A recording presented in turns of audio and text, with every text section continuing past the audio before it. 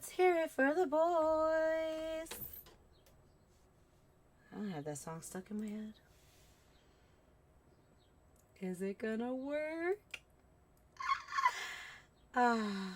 No camera. Oh, camera, you slay me. Let's see. Nothing. Let's see how this works. On a live scene. Oh gosh. Okay, now let's see how this works with no cameras. Hey everybody, how are we doing today?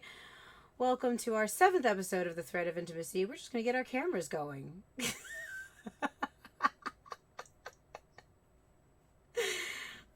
You live to love it. Or you love to live it. Love to live it. There it is. Here you are.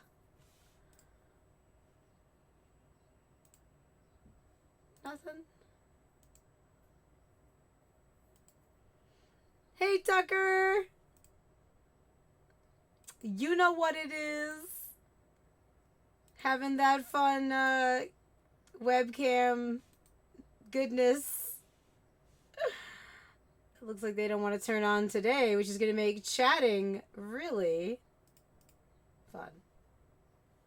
I'm going to go ahead and do something. Oh, one of them just turned on. Oh, I got my hopes up. Oh, I'm huge.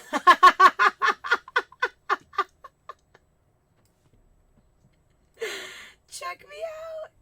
Okay, hold on. I think I'm going to play with it a little bit more. Oh, hello. Hello, Loki. Okay, hang on. This is going to get real fun.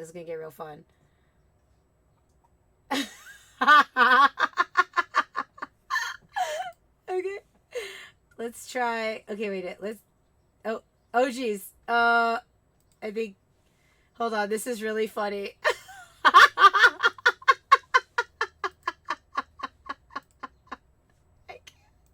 I can't. Let me go ahead and get myself into a screen.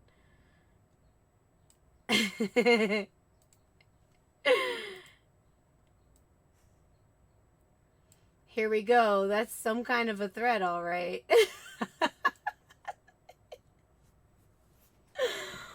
Wonderful. My Lanza. Let's see if this is a little bit better here. It should be 1,000% less laggy. I'm hoping. Hey, Michael. Welcome to the chat. We're getting ourselves going here. You know what? Let's bring in Jimmy if we can. Might as well. Hey, Jimmy, can you hear me? You might be. I'm going to show you on the stream, and then maybe I'll be able to hear you. I might have muted, though, because Tech and me we're friends today. I see you. Okay, now let me make sure. Can you hear me? Oh, yeah. Good. Ooh. Am I still, like, super choppy and... Oh, hello, Alfie! Sir Yes. Alfie. Okay, am I still a little bit... I was trying to get things... I'm choppy. I'm a little choppy here. Okay. It's been a really interesting streaming week, where my streaming devices have been like, no, that's the interest. I've just been very much like partying like it's 1996. It's just pixels. That is to say that in this world, pixels existed back in 1996. in this live stream world, we're just making it up as we go. Let me see if I can make this a little bit smoother. How are you doing? You're coming in clear, looking great. Thanks. Yeah, I'm doing all right. I flew back from Columbus, Ohio this morning, and I'm here. I'm here for the. I feel like I'm being threatened with intimacy here, but despite the threat, my presence is here. Yay! Welcome. Yeah, you know what? We're just gonna dive in. We'll dive in and then chop be damned. Hopefully, it'll just kind of like even out as it goes. For some reason, my system has just not been. It's been a little bit heavy because I downloaded this really big game to the system. So Diablo 4 is just kind of like eating my stuff alive. The You know, devil will do. yeah. I mean, it's in the name. Can I be mad at the scorpion? I don't know. I took the ticket to ride. It's So in its nature. hey, Bar Dog, welcome. Are you able to see the chat as well? Are you doing a combo The chat is on the on link there? you sent me. It's Thank you, Michael Clark. I tried to find you at tapings this weekend, Jimmy. Great shows. Thank you. I did think they went well. We had a nice crowd in Columbus. I saw the basically the entire pay-per-view. I thought they went well. I didn't see much of the TV as I was working backstage, as I tend to do, but it sounded good to me. So Awesome, awesome. Oh, here we go. I've made myself. I've done this. I've partied. I've partied with the. there you go. You're starting to move like not a robot, like not a computer almost, even though I mean we all are. But A wigglier computer. I like well, more like in the worm zone. I think I like to stay. Is you know, it's a little bit stealthier computer, right? Smoother rendering. yeah. The rendering power and the structure we're in seems to be okay, but when you start to get into the simulacrum realm, where it's a simulation within a simulation, here you are, a little pixelated, and that's just what happens. Here, I got a fun one too. I could do here for you. I could make it look a little bit like where we go, we go.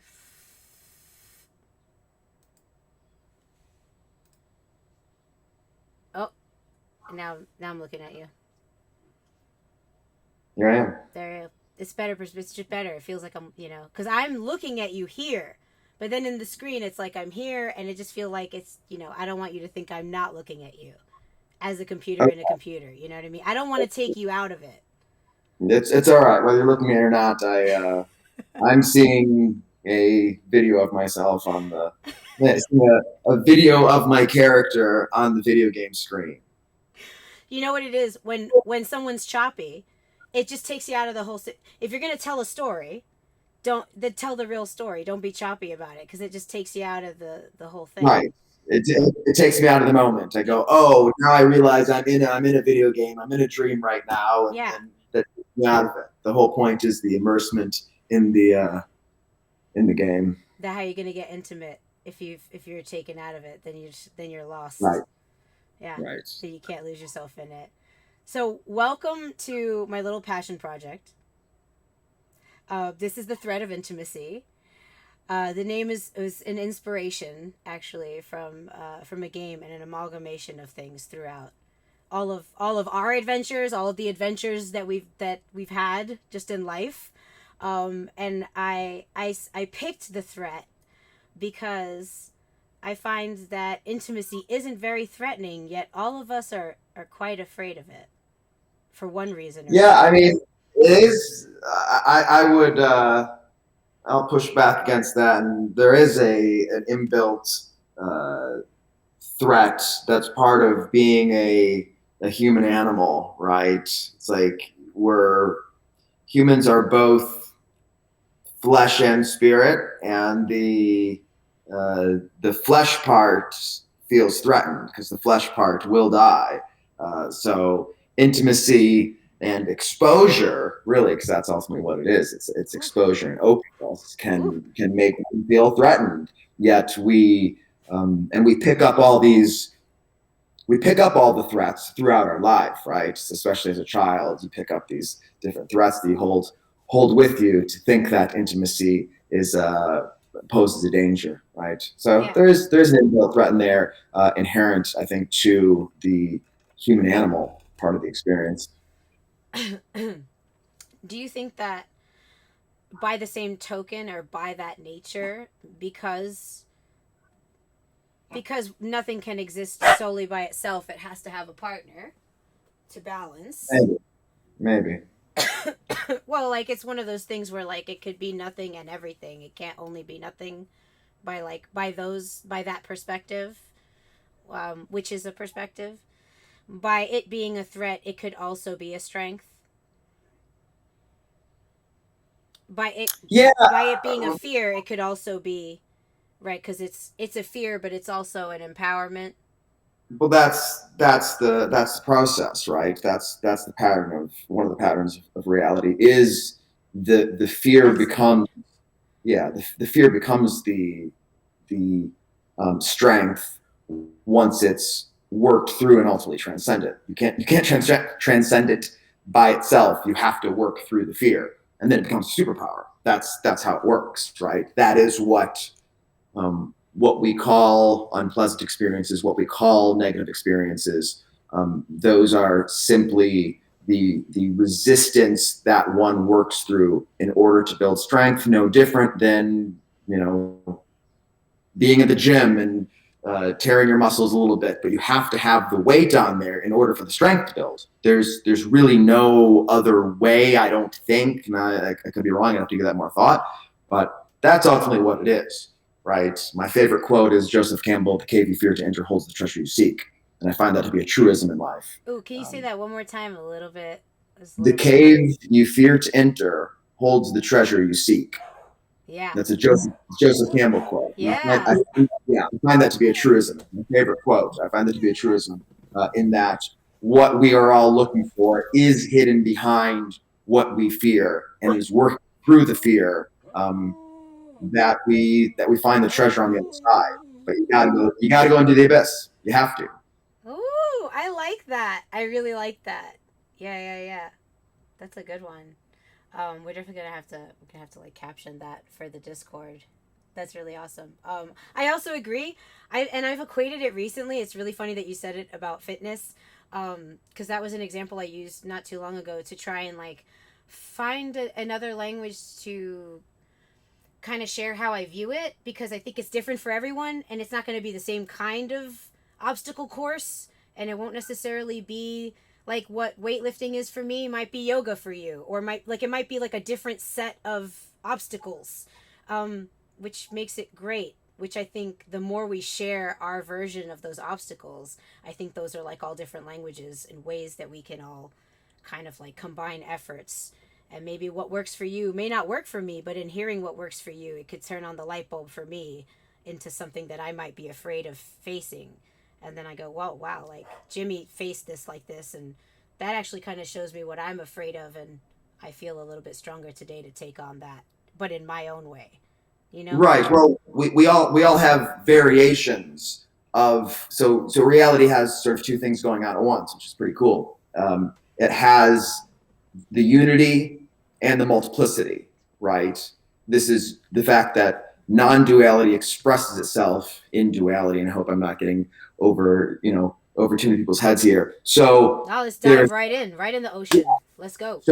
so there's something that is similar, but the similarity, the oneness, it manifests itself in variation, right? Okay. So while you and I might have different um, different languages, different costumes, there's a unity that underlies it that makes it the same.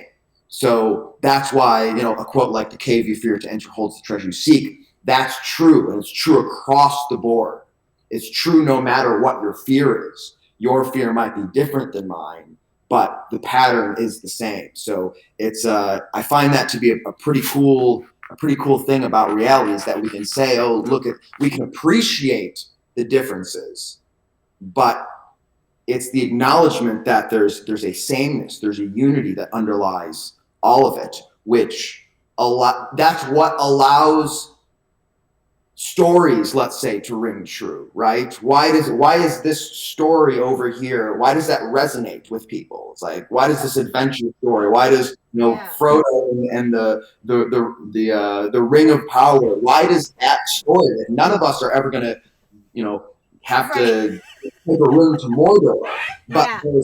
there's something about the story that rings true because it's true here and it's true here and it's true across the board. It says something about the structure of reality itself, the patterns that we all live in. So whether my struggle was, drug addiction years ago, or whether the struggle is, just just insecurity here that manifests itself as me being egotistical and full of myself, whatever this struggle is, it's the same sort of thing underneath. And we can use the same pattern, the same story to talk about all these particulars, all the variations. They all fall into one thing fundamentally. Isn't that cool? Yeah, it is. Wait, I love studies like this, and there was one study that I want to dig in a little bit deeper because I think you'd be interested in it. And it's not like one person in one study, but I took a class in neuroscience. The class was called Neuroscience in Music, and only two people I have found in universities teaching this class. It was like musicians really liked neuroscience, and they decided to try and combine the two because they wanted to find out the commonality in the structure of sound. So in the same way, we all have these trepidations, we all have these journeys that we say a million different ways in all these storytelling devices, or in things like this, in podcasts and talk shows, and in wrestling matches, we tell these stories of how to overcome and how to face fear. We have we have scales, we have lullabies, we have dissonant sounds, we have consonant sounds, right? But they go throughout civilizations, they go throughout cultures that have never spoken to each other, yet you can find the same patterns with these sounds that trigger the same emotional values. And they do the same things to our bodies. So, the same cortisol will be released, the same endorphins will be released. So, if our bodies can react to these sounds in these very natural ways, and bring us to these same types of overcoming fear just by sound, that's in and of itself another language or another way to kind of get us to the stage. I look at it. Yeah, well, it says something, what comes up for me is it says something about the structure of reality, that it's not arbitrary, that, something like music, while, socially constructed in its variety, is not socially constructed as such, Right. right? Yeah. Yeah. And it's the same thing with story. This is, bring back to Joseph Campbell. This is, his book, The Hero with a Thousand Faces. He took different stories and mythologies from all sorts of cultures and came up with basically a meta story. It's like the story of stories, right? And he coined the hero's journey through that. So, and the hero's journey says something about the structure of reality. It's it's not that someone's just making up this myth here and this myth is false. No, the myth is truer than fact. It's meta fact. It is the story of the structure of reality is what it is. And so music mirrors the structure of reality. Our bodies, the fact that they react to music universally says something about how our bodies are a part of nature, and nature is part of the structure of reality. So we're all talking about what we're fundamentally talking about to me all the time is just patterns, and the patterns that map onto reality itself. And for me, it's trying to point out those patterns, find those patterns, and go, yes, this is how it works. And I can abstract my individual situation and I can map it onto here. I can abstract the moral of the story and map it onto my life. So you start to see that there is something, in the Christian mythology, it's called the Logos, or in the Taoists call it the Tao. And Oh, yeah. there's similar concepts, right? It's like there's a way, and there's a way of nature. There's a proper way of being that puts you in alignment with Yeah. nature. And yeah, this is, the Christian logos, the idea that there is a way of being to reality itself, and there's subsequently a way of being that the individual and the family unit and the community and society as a whole can act to be in alignment with the logos, to be in alignment with the way. And you stray from that at your own peril. That's where the sort of discordant stuff comes from, right? It's the same idea of things being discordant in music. I can live not according to the way, and I butt up against it, and that's not pleasant for me. Yeah. Yeah. And it feels different. And like I feel like at different points of my personal experience, and like I would love to hear yours as well. Thank you, cool awesome dude, for the bits. Yes. I gotta see how the alerts are doing on that, but thank you so much for the cheers. um there have been different points where, like, depending on how I've been focused on connecting, because it's wrangling cats. Wrangling myself is, okay, I gotta make sure I'm working on this side of myself. All right, got some healing there, and then I get, a little distracted here, and then I go, okay, wrangle the cats here, and then I haven't worked on this part of me yet. Well, let's try to heal this one up, and then you slack on that one a little bit, and so it is kind of like a pie. I look at it like I'm going in a circle to do it. But if I get distracted at certain points, it's almost like that dissonance, it manifests differently, and different parts of me become congested, and like I don't always know right away. And I feel like I get better at certain cues, so that I'm like, the next time I get distracted, I'm I'm aware of it because I was distracted the last time, but I'm distracted in a different way, and I'm pulled from my alignment with myself and my conversation, the things that I'm doing that bring me alignment with my family and me, and like the things I'm doing. And then I turn around, I'm like, oh, my gut, oh, why am I feeling so sick? Why is nothing working? Why am I butting up against a wall and I'm not doing well? And I turn around like, oh man, how did I even get here? Because it's like another thing. Yeah, that's the cool thing about reality. That's the cool thing about reality, right? Is that it's a feedback system, right? It lets you know if you're not in alignment. It gives you an appropriate output for the input that you put into it, right? So if I put something into reality and it gives me this thing back, it will warn me. It will give me physical discomfort. It will give me physical symptoms. This is where things like dis-ease come from. As there's incoherence in the body, you know, in various ways, and it manifests in particular ways depending on where things are askew. So it's cool. Reality is sort of the way I view it. It's you talk about wrangling cats. It's wrangling us. It's wrangling. A bunch of stray us. You're sitting here. You're missing the mark, and you're gonna experience the consequences of missing the mark. So realign yourself, and the consequences will get worse and worse and worse and worse until in like the addiction world they call it rock bottom. But that pattern, again, it's not exclusive to addiction. It's just whatever you're doing. If I'm not loving myself properly, let's say, there's a lot of negative self-talk, there's a lot of beating myself up, there's a lot of guilt, there's a lot of shame, and if I'm perpetuating that continuously, the discomfort is going to get worse and worse and worse and worse and worse. And that's reality letting me know. It's doing me a favor. It's going, hey man, hey, you're living out of alignment with what is. You're not treating yourself as though you're whole, as though you're worthy of love, as though you're a child of God, so to speak. And because that's not true, you're gonna feel the consequences of not living in alignment with truth. In the same way that if I, try to go outside and pretend gravity doesn't exist, or the phenomenon that we call gravity, if you will, that's fine for a little bit until you come to a cliff and you fall off it. Yeah. So in all sorts of ways, if you're living in a way that isn't true, and I believe the deepest truth is that we're all one, that we're all whole, that we're all part of the one universal consciousness and worthy of love and our love and all those sorts of things. If you're not living in alignment with that, like you're gonna feel it. Mm.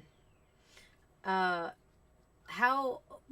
What are some ways that you try to bring yourself back when you realize you're not living? Like, what are some of your ways you support yourself? If you don't mind sharing your tips. And now I know it's what works for you, and yeah, what works for me, but sometimes even just sharing that can help trigger ideas. And if anyone in the chat has any questions for Jimmy or myself, please get rowdy in the chat. Take advantage of us here. I love being taken advantage Yeah, of. yeah, in the greatest way possible. We mean that with love. This has been a challenging year for me, particularly. I bought a property in rural Georgia, sort of in the middle of nowhere, and a lot of isolation. So this it's been challenging, and so I've been going through it a bit. Um, for me, there's a comfort in knowing underneath it all that it's all fine, and so connecting with that place of knowing becomes important, right? Which does look something like meditation. It does look something like breathing. It does look something like getting into my heart center and going into that place of knowing, going, it's fine, dude. You're fine. You don't need to beat yourself up. You don't need to do anything. Like you're okay just as you are. Like so you can take the pressure off yourself. You know, one of my big things is like, well, I'm failing at life. You know, it's a very existential fear, right? It's like it's the fear of dying and uh, looking at your creator and the creator going, you did it wrong, right? It's that same pattern. I'm not saying that's what's going to happen after you die. Yeah, Like but I I might feel it. die and look at myself and go, hey Chris, you could have done all these things and you let fear get to you. So it's even that fear of my own judgment that I'm not living life right, and that comes in all sorts of ways, in the way I eat, and the way I treat other people, and the leaps I take and don't take, and all that sort of stuff. So it's important not to get too far out in the poles, too far out in the fringes, too far off in the sides for too long, where the noise builds up. You have That's to have that. crazy. Yeah, you have to have that time to come back in the center. Oh, hey, I live in rural Georgia too, says Eyes of a Bard. Oh yeah, Yeah, so that's my friend Bard Dog. I call him Bard Dog for short. He's a longtime friend. I met him back in Boston, and now he lives in Georgia, close to you probably. maybe. There's a lot of ruralness in Georgia. I'm about halfway in between Atlanta and Augusta off of 20. And May Omega Pyro says, I'm just sitting here completely hooked on everything being said. Oh, that's Thanks, nice. Pyro. And Andrew says, what do you find is the easiest way to try and uh, bring yourself back to center? It's Ah. breathing fundamentally. It is. So when you're caught in the fringes, is there a signal you give yourself to be like, okay, we have to breathe now? Like, do you ever find that resistance to like, no, I don't want to meditate? Like, when you're like, because I love meditating, I love yoga, and I've been like lost in the fringes recently. Mhm. The last 4 months, I've been a little bratty with myself, if we're being completely vulnerable here, and I find that the noise can kind of take over. And I've tried running a few tips of like jarring myself out of the fringes, which was a tip my Aunt Teresa gave. Which is what? Like, okay, when you're lost in the noise, she said, just do something completely different, like open a book. If you're typing, turn around and open a book. It's completely different. Or get up and leave the room and step outside, even if you have no intention outside. Or start washing a dish. Like, the complete change of action changes your neurotransmitters to be doing something different. And even if you don't want to wash dishes or be outside, or like, all of a sudden you give your mind a break to go, wait, what do we really need to be doing? So it stops listening to the fringe to give you a moment to like talk to yourself. Yeah, it's a pattern disruptor, Yeah, it right? just disrupts it. It That disrupts your own self for a second. you've got the mental loop going on And we're like, that, and yeah, it's all about disrupting the patterns on multiple levels. It's like a pattern of a pattern. Yeah, right? says Oh, Turbo Turbo Killer. Killer. Yeah, just What's up popping in. popping in? Sunny and windy AZ. I did used to live out. I was out in Phoenix for a couple of years, up until a year ago. And Bardo here says I'm between Atlanta and Macon, so we're probably a couple hours away. Athens is a good area near there. Yeah, so I'm Nice. about 40 minutes outside Athens. Oh, that's Um, cool. yeah, for the time being. So yeah, and just breathing. Do you have a favorite one that you do? Like, do you have a, oh, I do the 5 minute one, or do you have like a go to one that you do that you'd want to do now? Sometimes all it takes, and it's gotten fairly instinctual. Like I'm fairly I'm far more tuned into my body than I used to be, which was to say I wasn't at all before. But now there is a bit of a habitual, like, oh, if it starts tensing up too much, if I feel the fire a little bit, one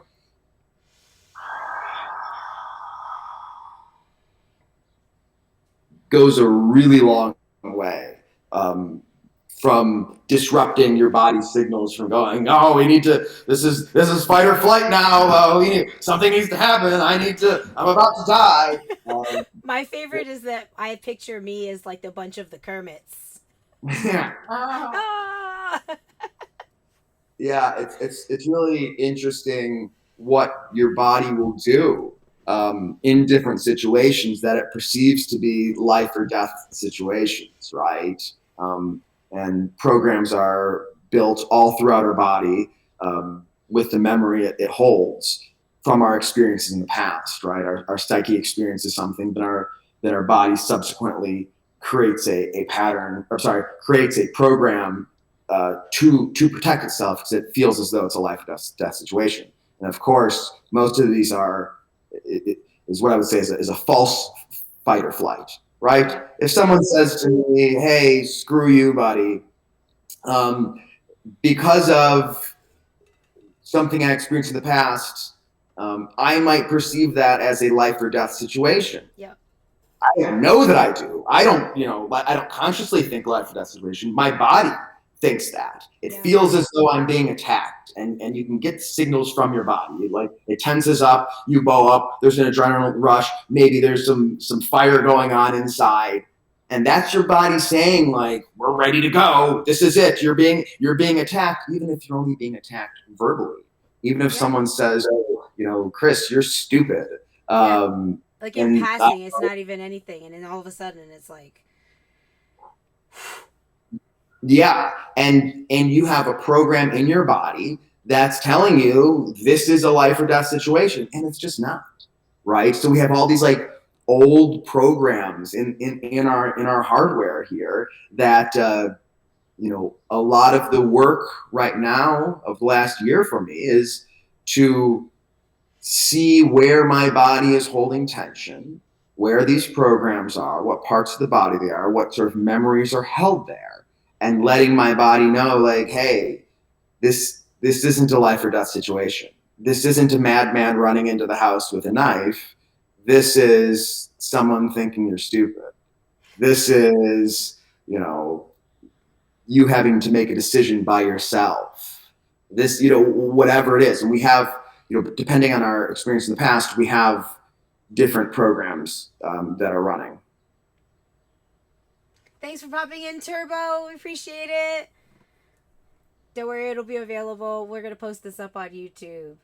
Yeah, yeah, and it's really helpful. Even just being aware and being reminded. And for those of you that do meditate already, it's great to just rehear it and hear that we're on, like we're doing it and we're breathing, and just get a little bit of support. Because it can be tough, even if we feel like we're doing it and we're doing those things. It could be nice to just feel a little supported that, like, these are some really good, helpful things.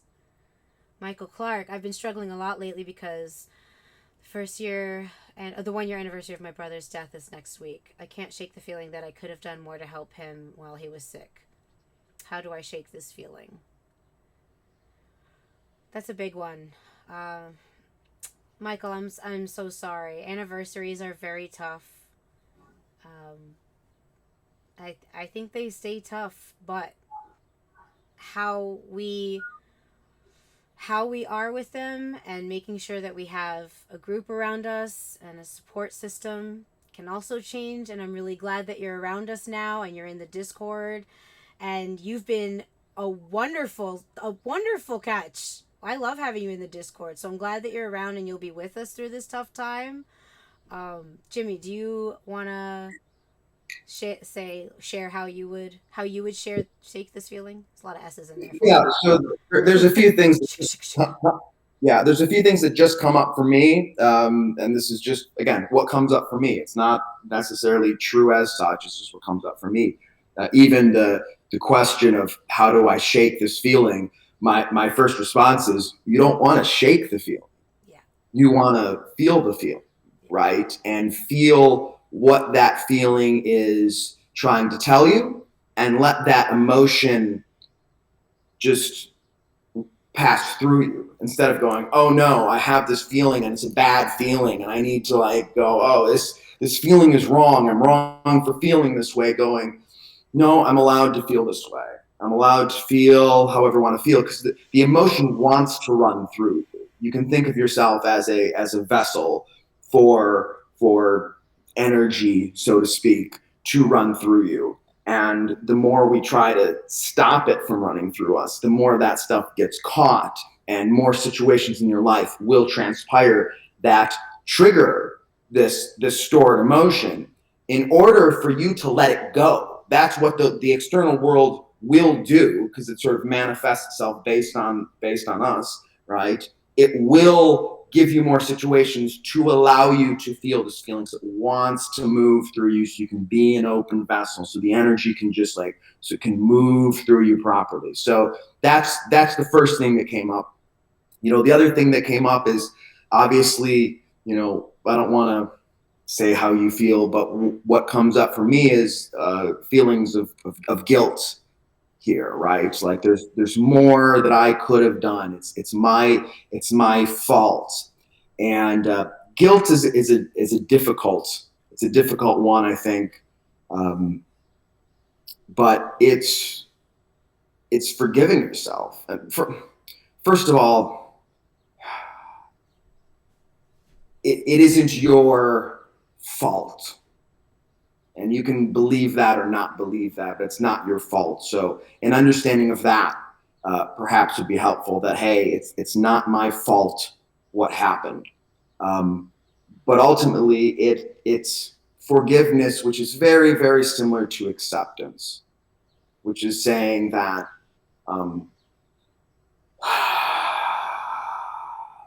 the past happened how it happened, and I can't do anything about it.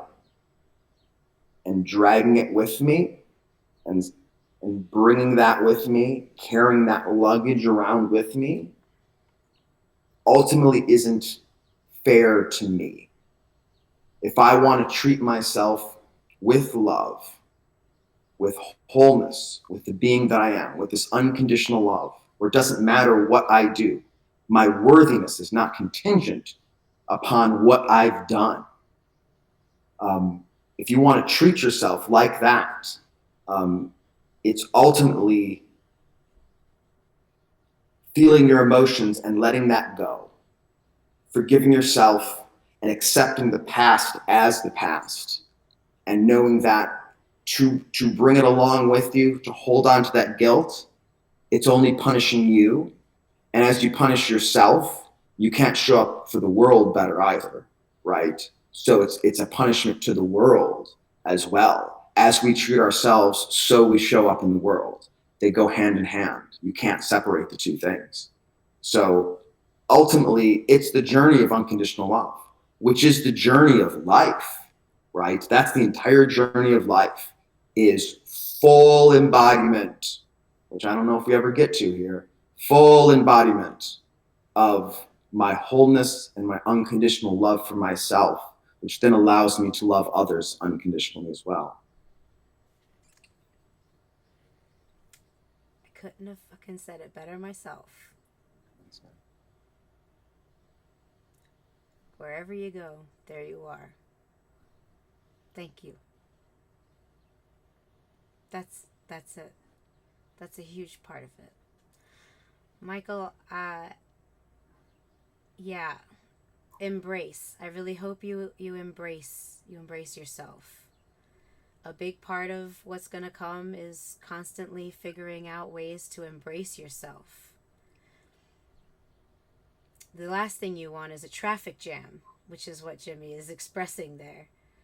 Because without embracing this feeling that you know, initially wanted to shake, which I feel like now is changed in one text, then it causes a traffic jam because that lesson will still have to be learned.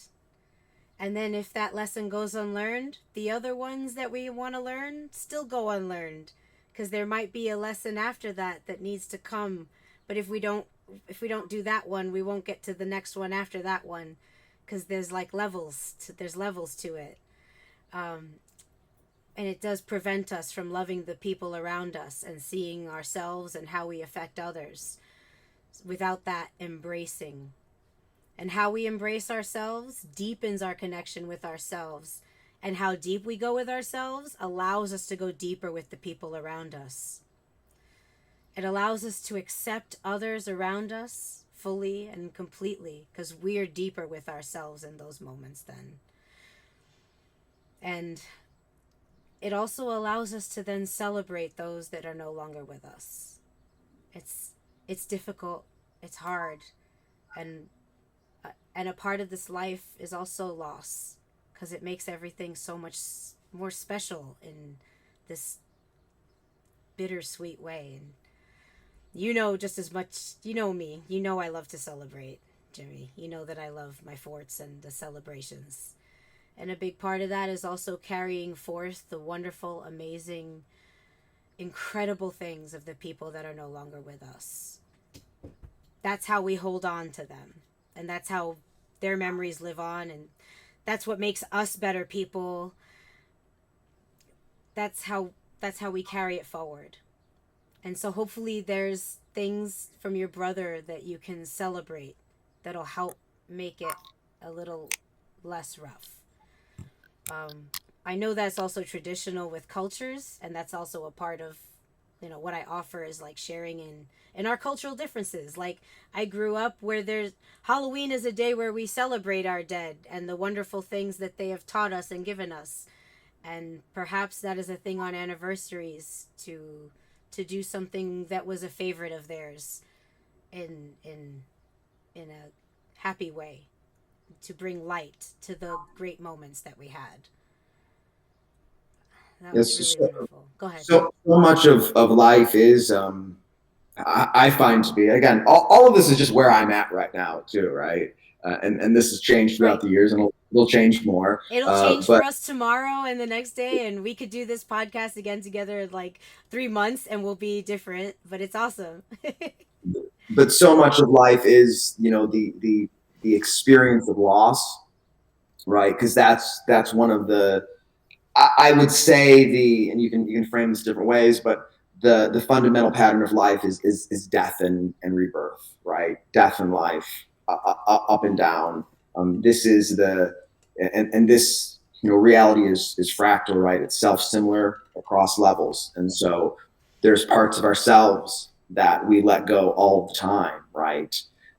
There's parts of our lives we let go. There are people that we lose, either, you know, through literal death, or just they used to be a part of our lives and they're no longer anymore. And it's such a part of this is, learning to let go isn't quite the word for it. But like learning to let things move through you, Yeah. because transience is the nature of the reality, right? Everything that appears manifest will one day no longer be manifest, right? Everything that is now will no longer be at some point. So it's getting it's making friends with that in some level, right? Making friends um, with the death part, literal and metaphorical, because with that comes the rebirth part, and you can't, and they're both part of the story. So that's all the, when we talk about stories, like that's what all stories are. Like, and at the end, it either ends with the down in a tragedy or ends with the up in a comedy. But it never ends. The story actually never ends. It just goes up and down. It's the same way with a wrestling match. It's like you come in, you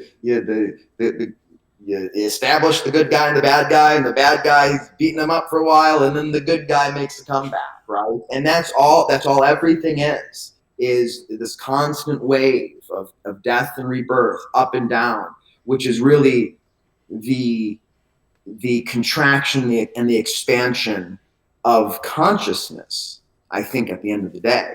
But again, it manifests in all sorts of things. I mean, that's how the breath manifests itself, as a contraction and an expansion. That's we were talking about working out. It's like a contraction and an expansion. Um, Yeah. and yeah, it's just reality is self-similar all around, and so you see that, and it's part of this experience is to go deep and go all in despite that. Maybe because of that, I'm not sure. But going all in, knowing at some point this is going to be gone, and still having the courage and the vulnerability to buy that dog and, adopt that dog, even though, in 10 years or 15 years, like that, the love, that guy is going to be gone. And that's heart wrenching to me to even think about, you know, buying, getting a dog or something. It's like, but it's going to be gone before I am. And knowing that heartache is going to happen in your life, just like having that acceptance and still going, yeah, but it's worth it. Yeah.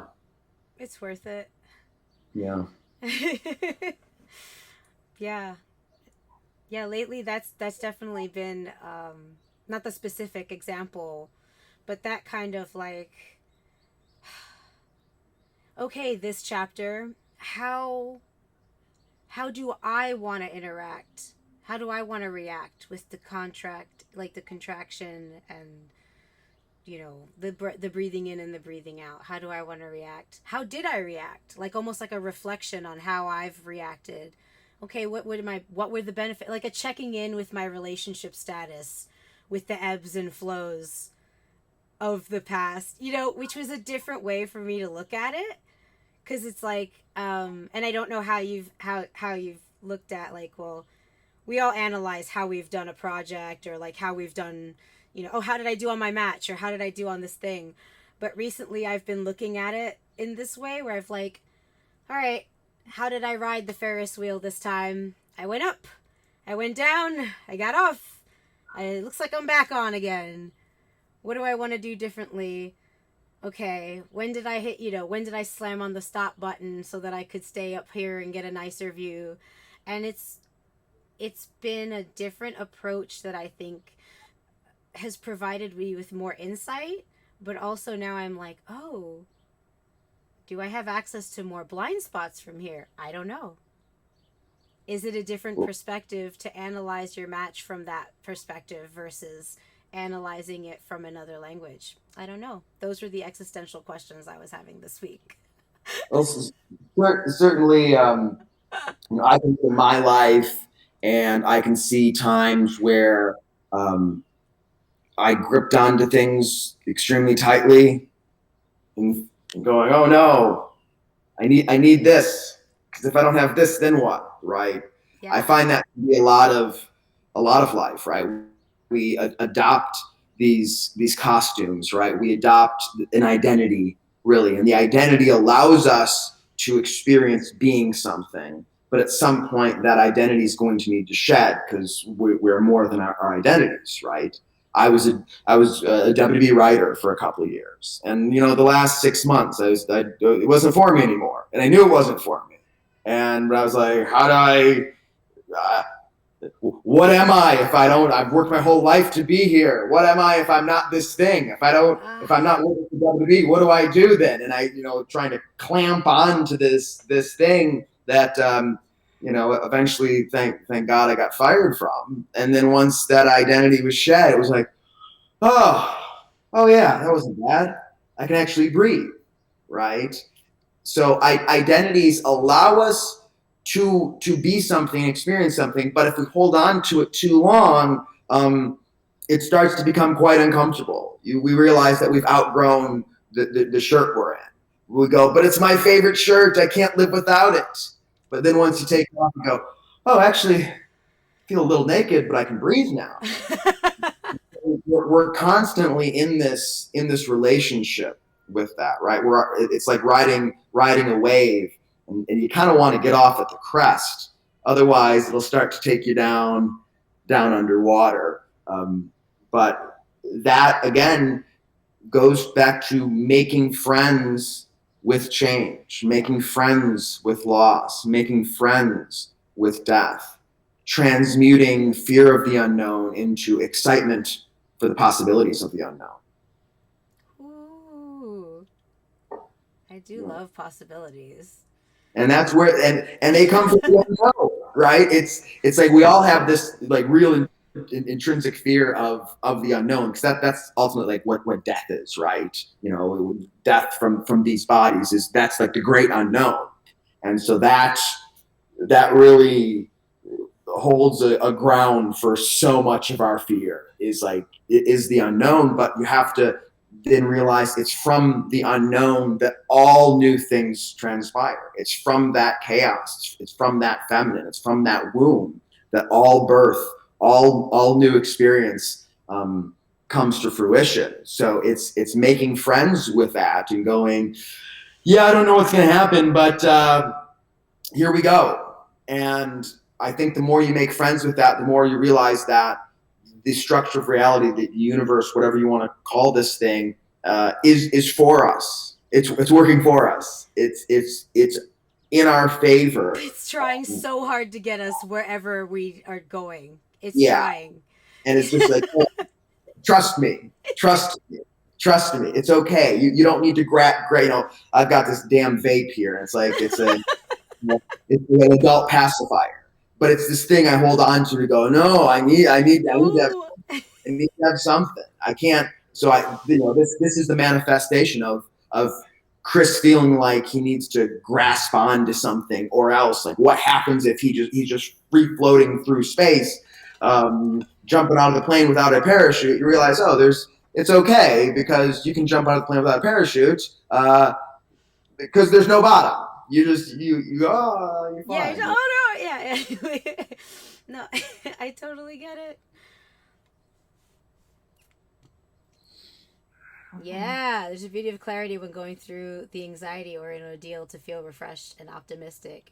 Yeah, and I feel like it changes. And I really liked this this flip on safe space that my aunt taught me.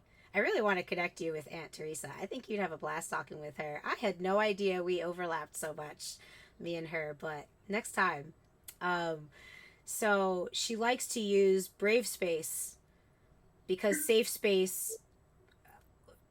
I feel that, safe space gets used a lot. And I feel that it also can create like an extra layer of the trepidation and like, hey, I need a safe space, but it also creates too much comfort where we don't then act courageous through our fear to get to where we need to get. If I'm in a safe space all the time, I'm comfortable. So I won't get on the jungle gym because I'm comfortable. Like I don't need to venture out, which means I'm comfortable. So she uses brave space because it does acknowledge that everyone who's also like doing the thing and like they get those compliments like, oh, you're so brave and courageous. Oh, Jimmy, you face that fear. Like you are so courageous. It's like, yeah, but Jimmy was probably very afraid and anxious and nervous and probably wanted to puke, but he's a brave space, but you're still meeting your fear. There's still fear every time. It doesn't mean that it's gone. We still all have all those emotions. And it just acknowledges that those will still be there because everyone that's also doing the things that we all need to be doing still experience those emotions. You know what I mean? They're still Of course. present there Hey, to kind of give what, that. Hey, what's up, Marvin? Marvelous, how you doing? So beautiful solo, but just all right. Beautiful Jimmy. Hello. Hey, No, Jimmy. Um, yeah. So look, man, there's definitely utility to something like it's become a loaded term, right? Safe space, but there's To kind of there's help encourage people is why she uses it. well, so there's certain utility to having a space that's safe to be vulnerable, Yeah. and uh, but to your point, too much of it creates comfort, which creates weakness, right? Yeah. And this is what I see as the fundamental pattern of reality. It's what the Taoists do, I think, with the yin and yang, right? Yeah, go It's, ahead. You can talk about Taoism. You can go yeah, on, teach us a little bit about it. the balance between the masculine and feminine, right? The yin and yang. Like there's a time for comfort, compassion, safety, all that sort of stuff. Like that needs to be there. That needs to be there. But too much of it does create weakness because there's nothing for it to butt up against. So you do need challenge over here. You need the masculine over here. You need structure. You need boundaries. You need order. You need this over here, as well as the openness of the feminine. And please, when I talk about feminine and masculine, I'm not talking about, human males and human females. I'm This is talking under about Taoism. This is the language right. through Taoism. I'm talking about in the Hermetic laws, the 70 universal principles of Hermeticism. I'm talking about the law of gender, right? Which is again, please divorce it from your ideas of man and woman. Not physical. Right. These are principles. You can think of masculine as again, you know, order and chaos, and it's not chaos in the pejorative, like the feminine is bad. You could also think of it as like boundaries and openness. That's kind of how I like to think of it, right? So boundaries, it's a penetrative energy. It is the doing as opposed to the being. It is the penetrative as opposed to the receptive. It's the severity as opposed to the mercy. It is these two different sides of the same coin that both need to be in balance at all times, and that's where the Tao is, right? That's where the way is. It's the balance between these two principles. So too much openness creates too much acceptance, too much compassion. That creates that like I like to say the shadow of compassion is enabling, right? And you can think of this as the archetype of the overindulgent mother. Like you've seen Game of Thrones, right? Yeah. Oh yeah. Yeah. Oh So yeah. Yeah. Oh yeah. I was like, did chat me? Yeah. Game of Thrones. Yeah. Yeah. Yeah. Catelyn Stark's sister in the first couple seasons. You remember Yeah. her using the veil, and she's got that petulant little weak boy who she babies to death, and he's just like sick and he's weak and he can't do it. Like she's the perfect archetype of the overindulgent mother, right? And so this is what happens when the space is too safe, too much. But if I go on the other side and go, oh, now it's too much danger, too much discipline, too many boundaries, too much severity, too much harshness. This is like tyrannical Right. over Then like abuse. Hands It's down here. yeah. It's survival mode, and then it's making the child either incompetent in one way or they're in survival mode. the child has to have a healthy balance to grow so that they become self-sufficient. Yeah, and when we're talking about child, we're just For talking that, about for that specific example. the Yeah, metaphorical yeah. child. Yeah, But in yeah. this So instance, yeah, you need that balance. So all those words are all just different languages from a bunch of different resources to say that there needs to be a healthy balance. right, a balance between basically rest and movement, almost right, like Yeah. doing and being. You need, you know, Doing you and need being is balance. the perfect Yeah. choice. Yeah, doing and being. Hmm. So yeah, so when you talk about, things like safe spaces, and sometimes that, the one side of things goes, oh, that's, there shouldn't be any safe spaces. Like, no, no, no, there definitely do need to be safe spaces. You just can't have all safe spaces all the time. Otherwise, people never butt up against any challenge. They never butt up against, something that challenges them, that Yeah. pushes them to be stronger, We that won't confronts grow. their ideas. Yes, exactly. We can't live in safety. Yeah, exactly, Andrew. We need to grow. So there has to be some kind of resistance and lesson there to in order for us to grow. Like, how else are we going to evolve? The reason we've evolved so much is through growth, is through meeting resistance and challenges, So you need a certain amount of resistance. You just can't have it like all the all the time. time, always, because then you're, yeah. Yeah. It's a feeling of pessimistic versus optimistic, being able to be fueled by adrenaline and some form of unknown, and not letting the threat fear overpower one's ambitions. And look, it's okay to, you can cave into the fear sometimes too, right? It's like you have to give yourself space for that as well. Like Yeah. you have to give yourself, you don't have to do anything, but for me, it's you give yourself space for all of it. And the more awareness you have of it, the better. The more awareness I have to go, yeah, I know this is something I really need to do. I mean, this lesson is coming up. It's not going to go away. I need to confront it, but not today. That's okay. Like I'm allowed to give that to myself as well, as opposed to beating myself up and going, God, you're caving into the fear, man. Look at you. You're caving into the fear. You know better than this. You should be better than this. Because that creates a whole another cycle of beating myself up, and then I just go down. And so yeah, it's some of that awareness and leaving space for all of it at the end, I think, right? Um, Not creating so much of this internal schism to go, this is bad and this is good. Although I do believe that there are things that are good and bad, but not to separate myself in these things, leave these parts of myself down here because I view them as bad and going, I need just to get rid of this. I need to just suppress this because like reality cannot be suppressed. So whatever is coming up, even if I don't like it, even if I view it as bad, I need to give it space in me. Otherwise, it's still going to come up. So you got to make it conscious. You got to bring light to it and deal with it, because even the bad stuff, even the part of me that's lazy, even the part of me that's, is petulant or fears, all these things I don't tend to like about myself, those all need a space in me because they're all asking for something, right? Yeah. You were taking a minute there, so I was giving you a minute in case you were reading something.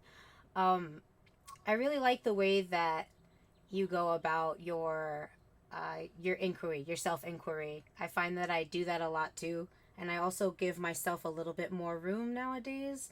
Um, I want to get your opinion on uh, the words like shoulds, coulds, woulds. I studied she's no longer with us. I have to get the name, but I'll pop up her interview later. I'll find it. She was a tribe leader, a Native American tribe leader, and she was speaking on like self love and love as it relates to our connection to the earth. And she was like, I don't know what these words mean, they put so much pressure on us. If we do more being, like her pitch was being, right?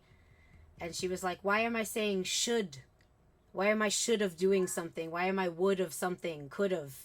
I'm here now. This is what matters. Today, now, right now, present matters. I don't know what should have or could have. So why am I creating a reality that is on top of a reality that's not real yet, or doesn't, it's not real, and I don't know if it will be real. So I'm creating a reality of pressure on top of me where I could just be focused on this now, and that will create whatever that isn't. I'll make what I need. I'll make whatever I need later now. So absolve the anxiety by not using those words. I find that I'm a person that does too many things. I don't know if you know that. All the things. So for someone like me that is trying to get a bunch of things going and has like a lot of dreams that I want to make going, I tend to use those words like it's candy, like it's free candy, and there's jars all over the place. I shoulda, coulda, woulda, like pop, pop, pop.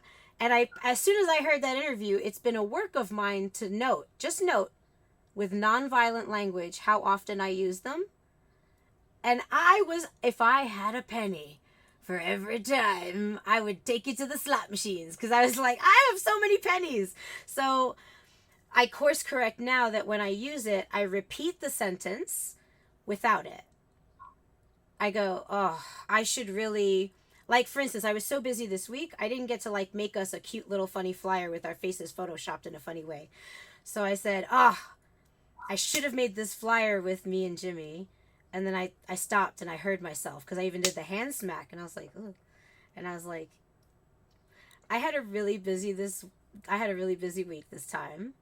I'm really excited about the episode I'm going to have with Jimmy this week. And I just like changed, like I'm having the episode, right? I'm going to get to talk to you at the end of the week. So like, I'm not going to be creating an anxiety, but to change the inner dialogue and still face it. What do you think about words like that as it relates to your inner dialogue, your inner inquiry, and the relationship you have with yourself?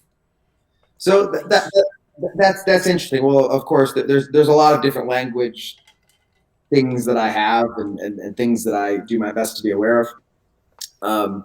That isn't, should, would, could isn't something that I've given a whole lot of thought to. It's interesting, listening to you talk about that, and the reframe that you gave yourself is interesting as well. It certainly takes pressure off yourself for what happened in the past that you can no longer do anything about.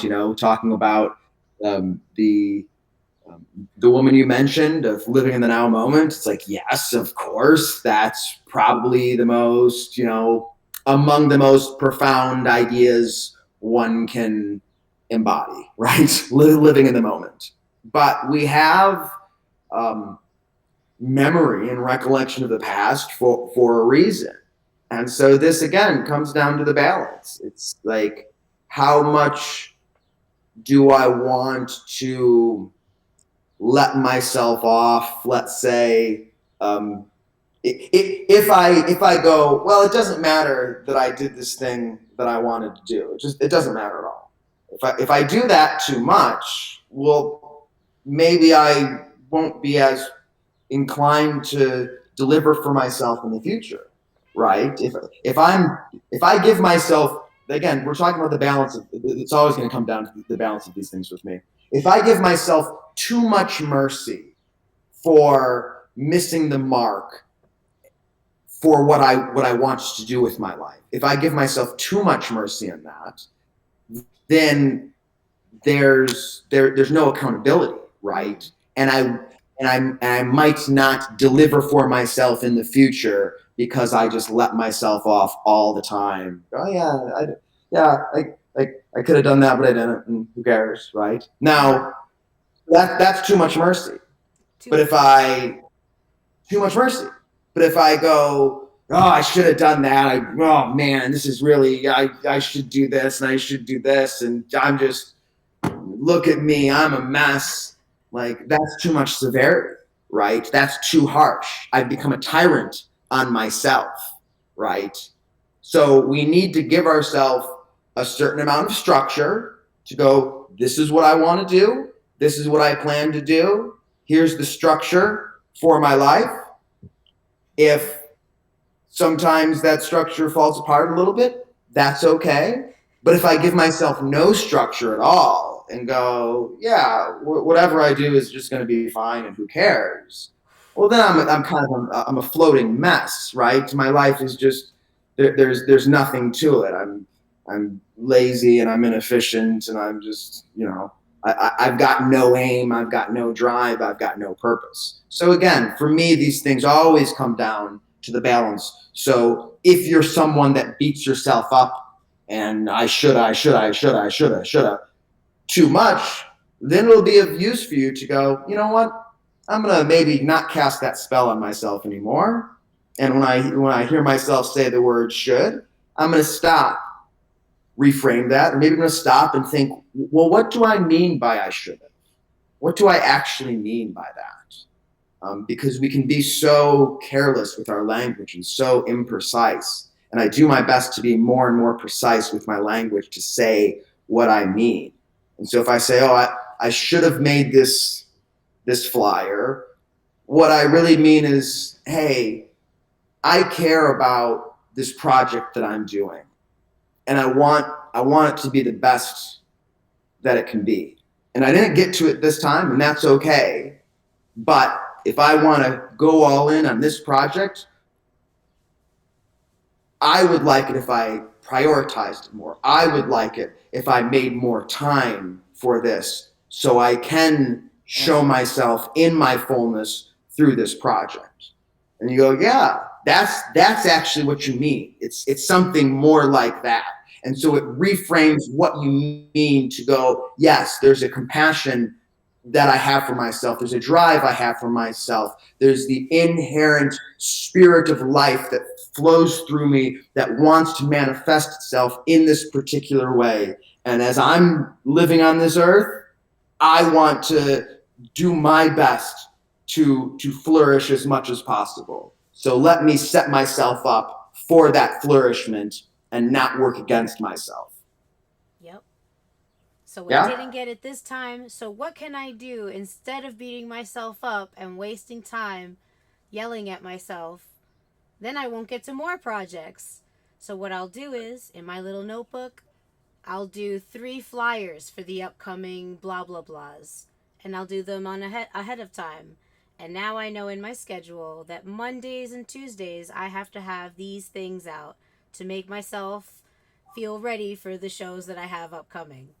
So we alter our schedules and we correct it so that we absolve ourselves from like negative talk if we can in the future. Yeah.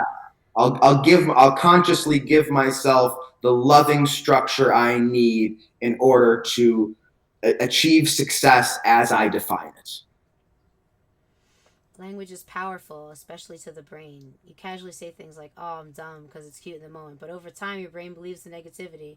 There's a couple studies that say eliminating even that small self deprecation can improve your whole mood. Yes, we studied that so much in school. It was so fascinating. And there's so many different things. And that's one of my Mm-hmm. reasons that I love positive psychology is because that's kind of the thing they're working on from all different angles. But also, like, what to do instead of that. Like, for every time we do that, how do you change that? How does the gap get smaller between that? One of my favorite exercises is that entry level of just, at first, you're going to say the thing you don't want to say. So, I had a little notebook back when I started. I would write the thing down that I didn't like that I said. And then I would write down the thing I wish I said instead. And then, I'd say it, but then I would have to say out loud the thing I wish I said instead. And then eventually that gap changes. Then you stop saying the thing you don't want to say. Like there's a time lapse in between. So then you start thinking of the thing you wish you said instead. And then the thing you no longer wish becomes like distant memory. And so it's just like working out. But instead of like rest time in between your sets, like it gets a smaller gap and then you overlap the voice and then it becomes yeah.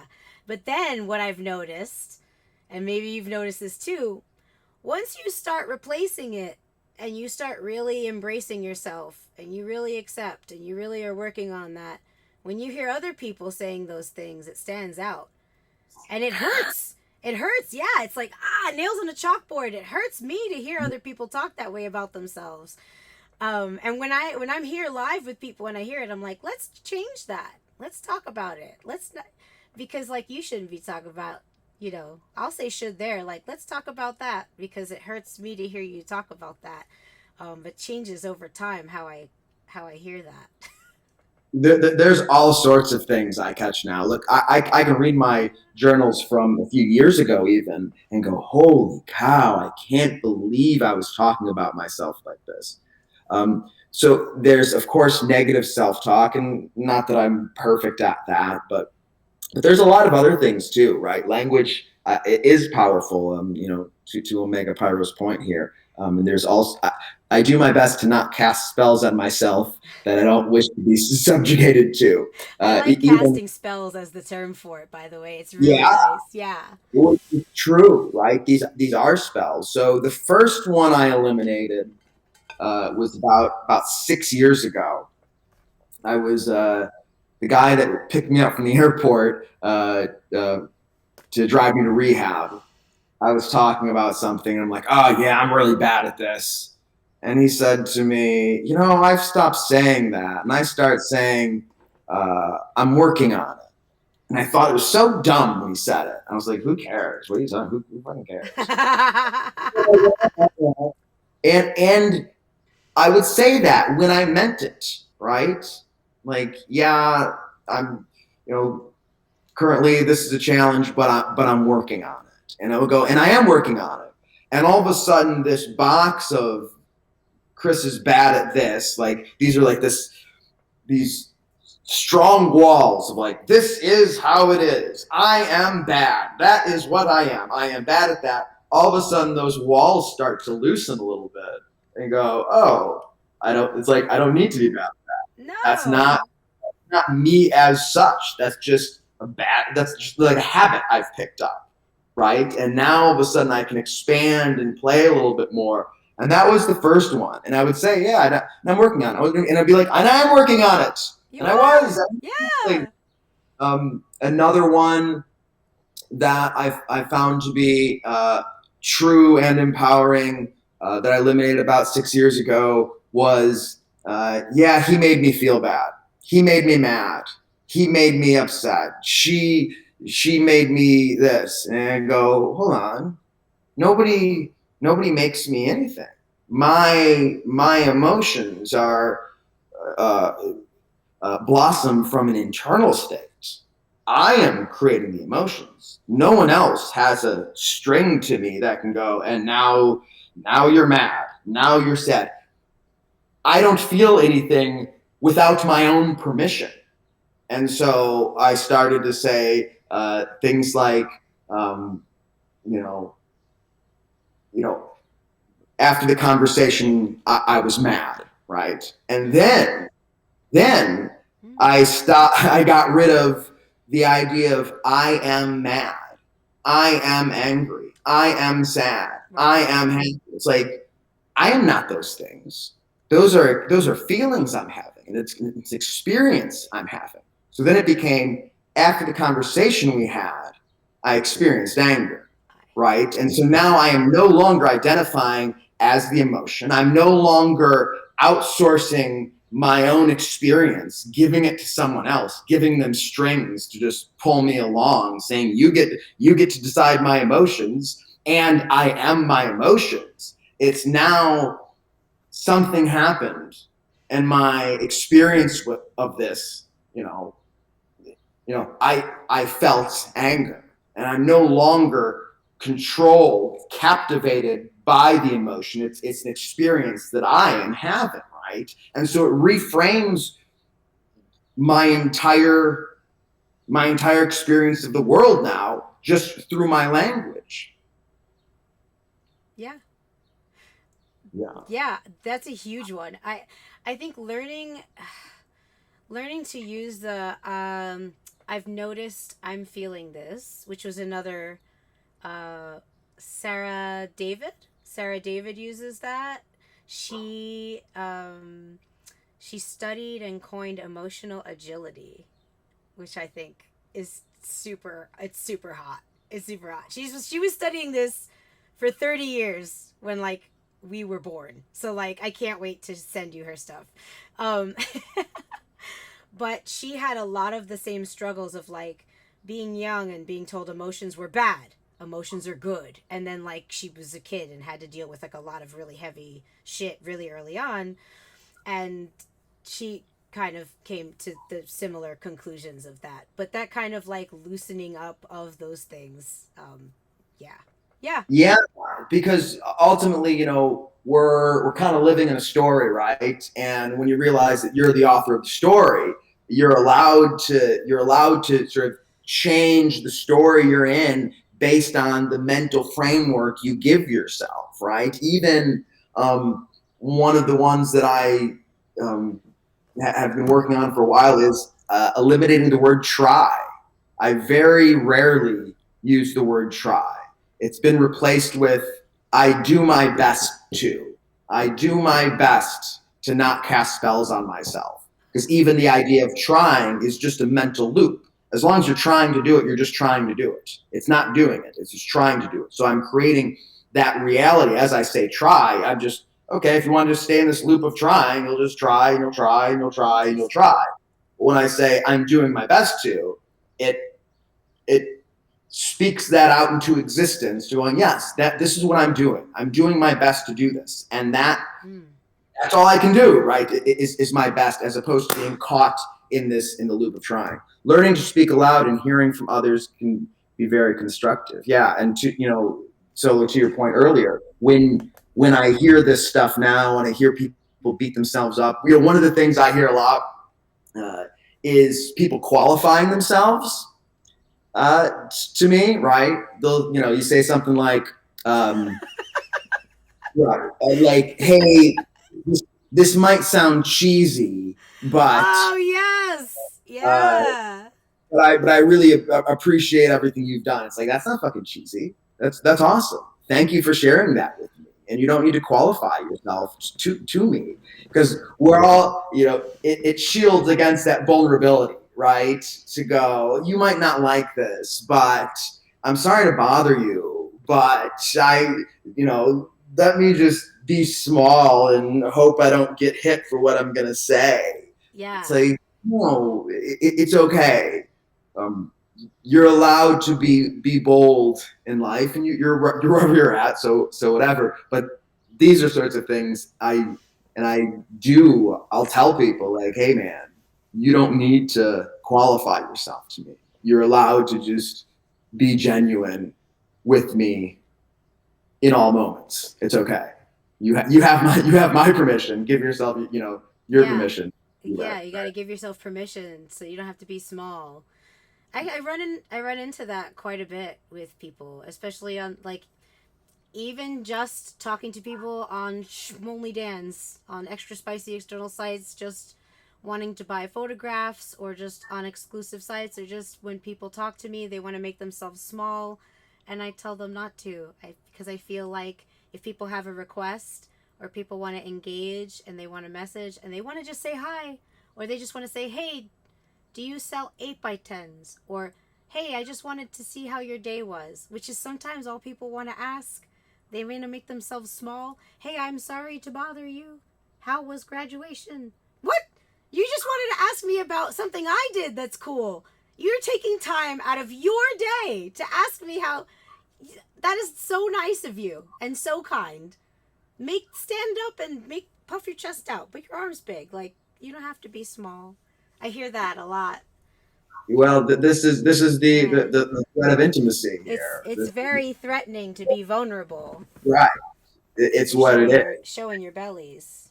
Yeah. Yes. Yes. Again, the human animal in you is going like, oh no, like, ouch, I'm open, I'm exposed. Ah. Um, and we all have these different parts that we go, I'm exposing this of me. Please be delicate. Please be careful with me. And I think that's all we want from each other. I really think this. a lot that all we want from the people around us is like for people to go, hey, you're okay. You know, you're good. You have my approval. You're worthy of love, basically.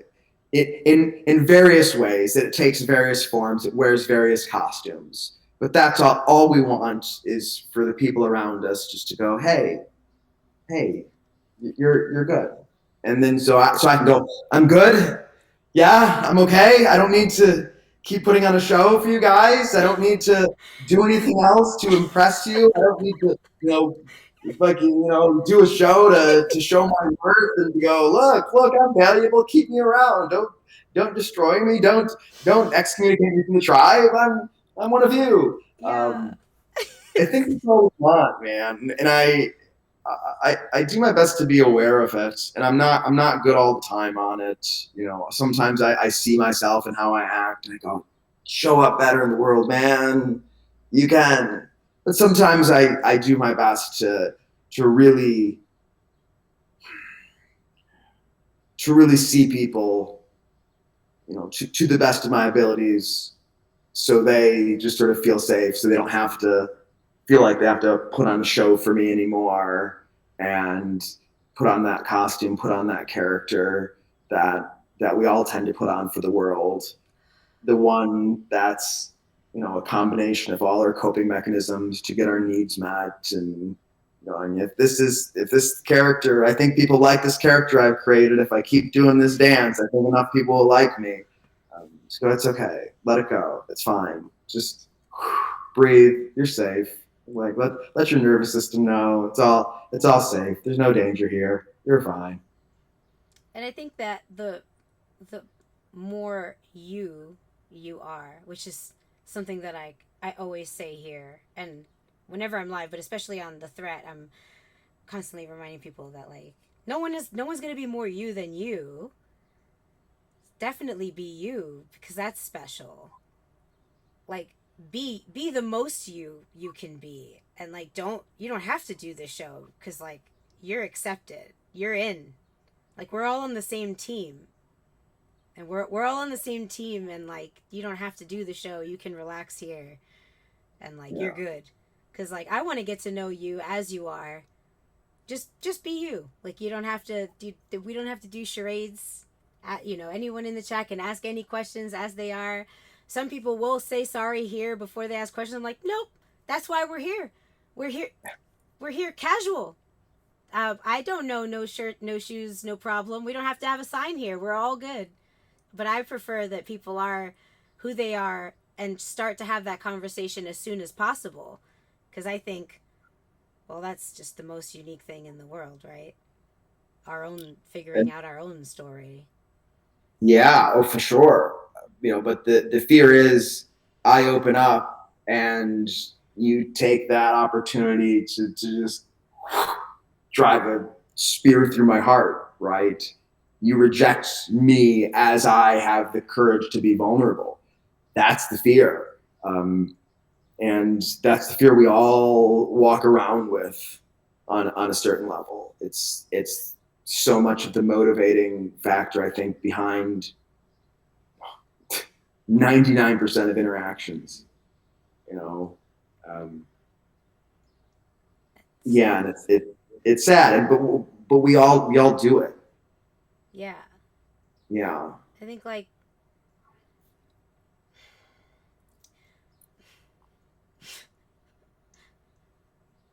that was one thing that it, while I'm probably in my life I have been too vulnerable at times, for sure. I couldn't see it any other way. So I chose this route because I took the leap over and over and over, and I know what it is to be completely vulnerable and have anything happen on the other side. And I can't see it. I can't see not taking that risk again, as painful as it can be, because it's so worth it every time, no matter what, that I couldn't risk not being vulnerable. Because every time I was vulnerable, even when it didn't work out, like, a fresh lemonade in the summer, it was still so worth it, that it outweighed the pain, because I learned so much about, well, everything, but me and everything, and me and everything, and the oneness of me and everyone, that I I couldn't just watch others around with the same kind of struggle, because we all struggle, right? It does get hard. It's not like it gets easier necessarily, but in one way it does, because like once you've done it, there is that trepidation. There's that risk that you don't want to do it again. Like I've been vulnerable before, and like I couldn't possibly be vulnerable again. Like I did that once, and I never want to do that again. And like that's there, right? Like that red escape button is there, but like for me it's hard to understand, and I'll say that even though that's vulnerable for me, because I'm the first to be like, I understand. That's my how I want to understand everything. For me that's hard to understand, so I offer myself up in a platform like this for everyone to also share, so I can understand.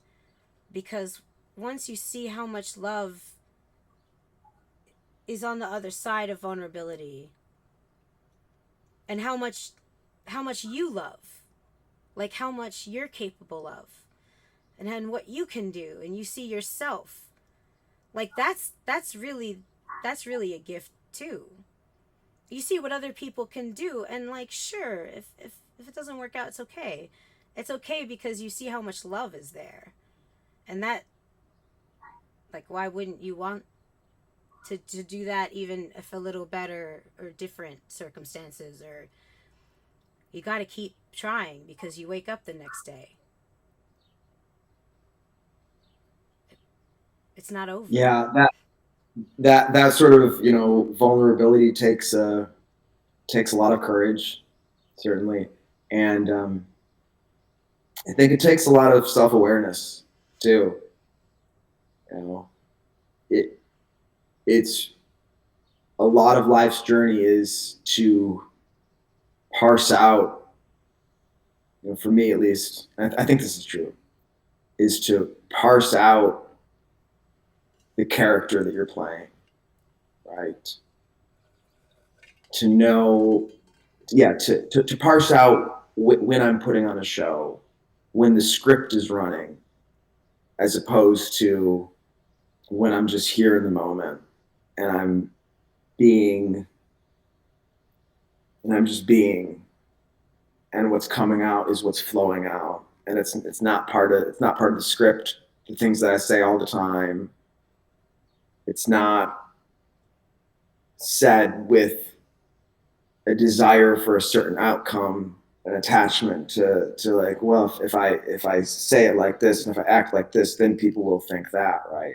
And that stuff is so ingrained in us. It's so built in us. It's like these are deep, like somatic programs that are in us. These aren't intentional things even necessarily. I mean, certainly we intentionally manipulate too, but on a subconscious level, we we manipulate, because these are the coping mechanisms, the programs that our body has in it, that it made in order to get its needs met from an early point in life. And so these things are running all the time.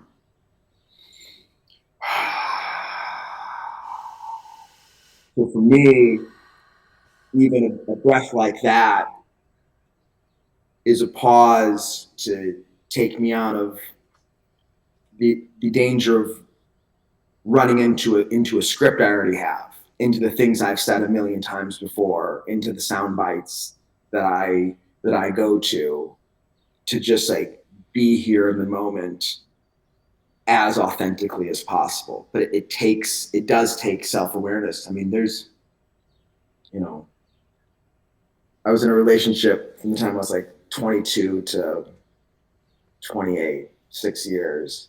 And it dawned on me maybe a couple months ago. And we were engaged and everything.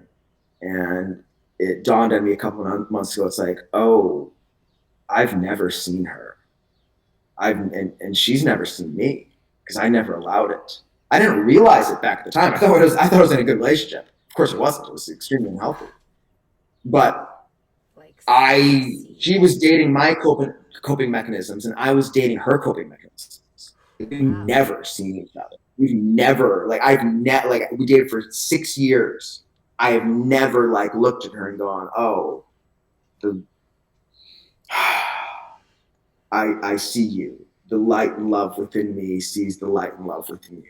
However you want to say that. C capital S, like the Avatar movie. Yeah. You know?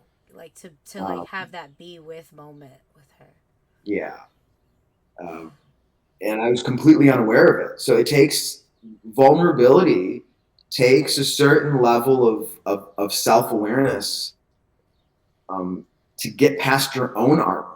And this is what, when we talk about intimacy and like, oh, you only, can be as intimate with others as you are with yourself. It's like, yes, this is why. Because if you don't know yourself, all you are dealing with is your own coping mechanisms. And that's all, like, you fool yourself. I find this to be right now, the most fascinating thing about people is how good we are at hiding from ourselves. Like, you wouldn't think it's possible. You wouldn't think that, like, I can hide things from myself so deeply that I have no idea that they're even hidden. And when I do realize that something's hidden, I can't find where I put it. Like, you wouldn't think that's possible. But in some sense, we are fractured.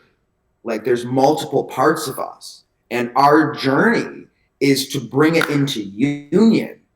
And that means the same thing as learning to love myself. It means the same thing as embodying my wholeness. It's integrating all parts of myself into one thing where I can see myself and I'm not putting on a show even for me. Yeah. Of course, yeah. It's sometimes it's more about the journey than the destination. I don't know if there is a destination. I have no idea. I Right? think We I have think it's the journey. I think focusing on the journey itself gives you more elation. yeah. I don't know if there is a destination as such because we experience in concurrent moments, right? There's no like it's this moment. It's this moment's gone, the next one's born.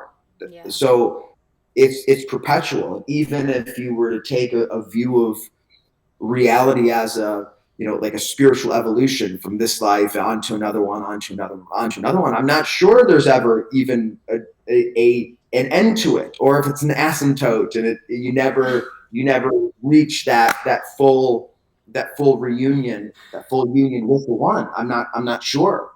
So I think it must be viewed like a journey. The destination is only so, like, the idea of a destination is just a conceptualization to give one aim, but the destination just as they say in Masters of the Universe, every doorway, every destination is but a doorway to another, right? It's Yeah, like that's it. Yeah. there's no like, oh, I got it. It's like, no, you're going here. Yeah. So it's a constant evolution of self awareness and of integration to become unified with yourself. And as you unify with yourself, you see the oneness that underlies reality in all things. And I learn to love myself, which means I learn to love others, and I learn to love where I am, and I learn to love the the the place that I'm at and the nature around me and all of it.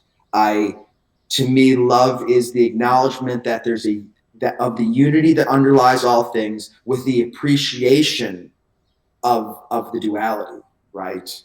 I understand, Christine, that you and I are one fundamentally. We're different fingers on the same hand, just experiencing ourselves as fingers when really we're just a part of this whole body.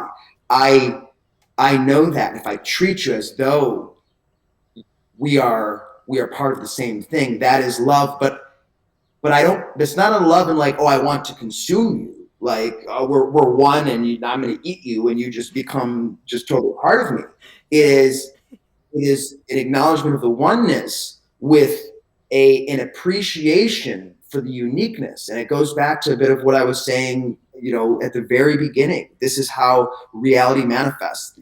The non-dual manifests itself in duality. The unity manifests itself in multiplicity, and there's no other way for it to work. That's how limitlessness works. Limitlessness has no limitation, even the limitation of not having limits. Isn't that wild? Isn't that wild? Think about that for 1 second. Limitlessness has no limitations, not even the limitation of having no limitations. So it can experience itself with limitations. That's how limitless it is. Yeah. Yeah.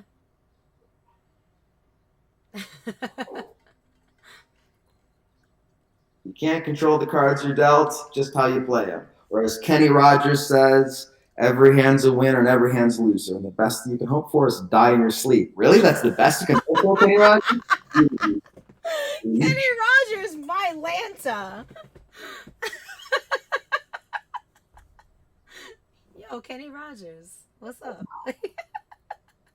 So, yeah. Which is all to say that being authentic and being vulnerable, it takes a certain amount of self-awareness, which is ultimately intimacy with oneself. So get to know you, and then you'll be allowed to have deep connections with others, right? Yeah. And I think looking at things in, like, today, as I find, just allowing more and knowing that the journey, like putting it in a journey perspective, since that's the language we're using today, right? Like, just looking back at wrestling for 15 years, that's a journey. And like what I'm doing now, tomorrow, what we're all doing, like however long we're gonna do it, if I set points, those points are just for me. Now, should I remain healthy and we're all like, this is gonna, I live till 900, right? I just make a point and I set a goal and then I live the next day. Or when you would write and do all these things and you'd prep for WrestleMania, the next day would happen and you'd be prepping for WrestleMania. Like, it would just continue to go. So like, well then, and then how do you, as they would say in ethics, right? Like, then how do you live a good life?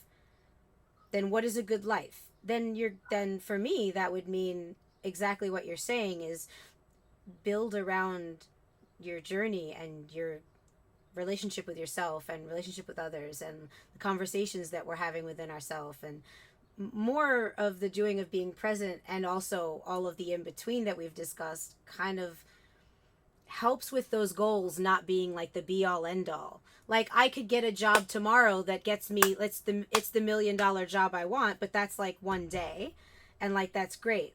But if I continue to do those things that hold high meaning, and I continue to foster within myself my intimate relationship and my vulnerability, and foster those relationships with others, then like the job's a great thing I can celebrate and not hinge my worth and my happiness and like all of the deep meaningful things that like need to stay in here.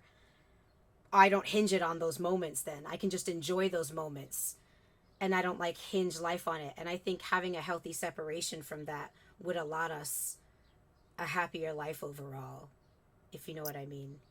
Yeah, but it is the what comes up for me is the balance, right? It's like a balance of like of no, like the ground you stand on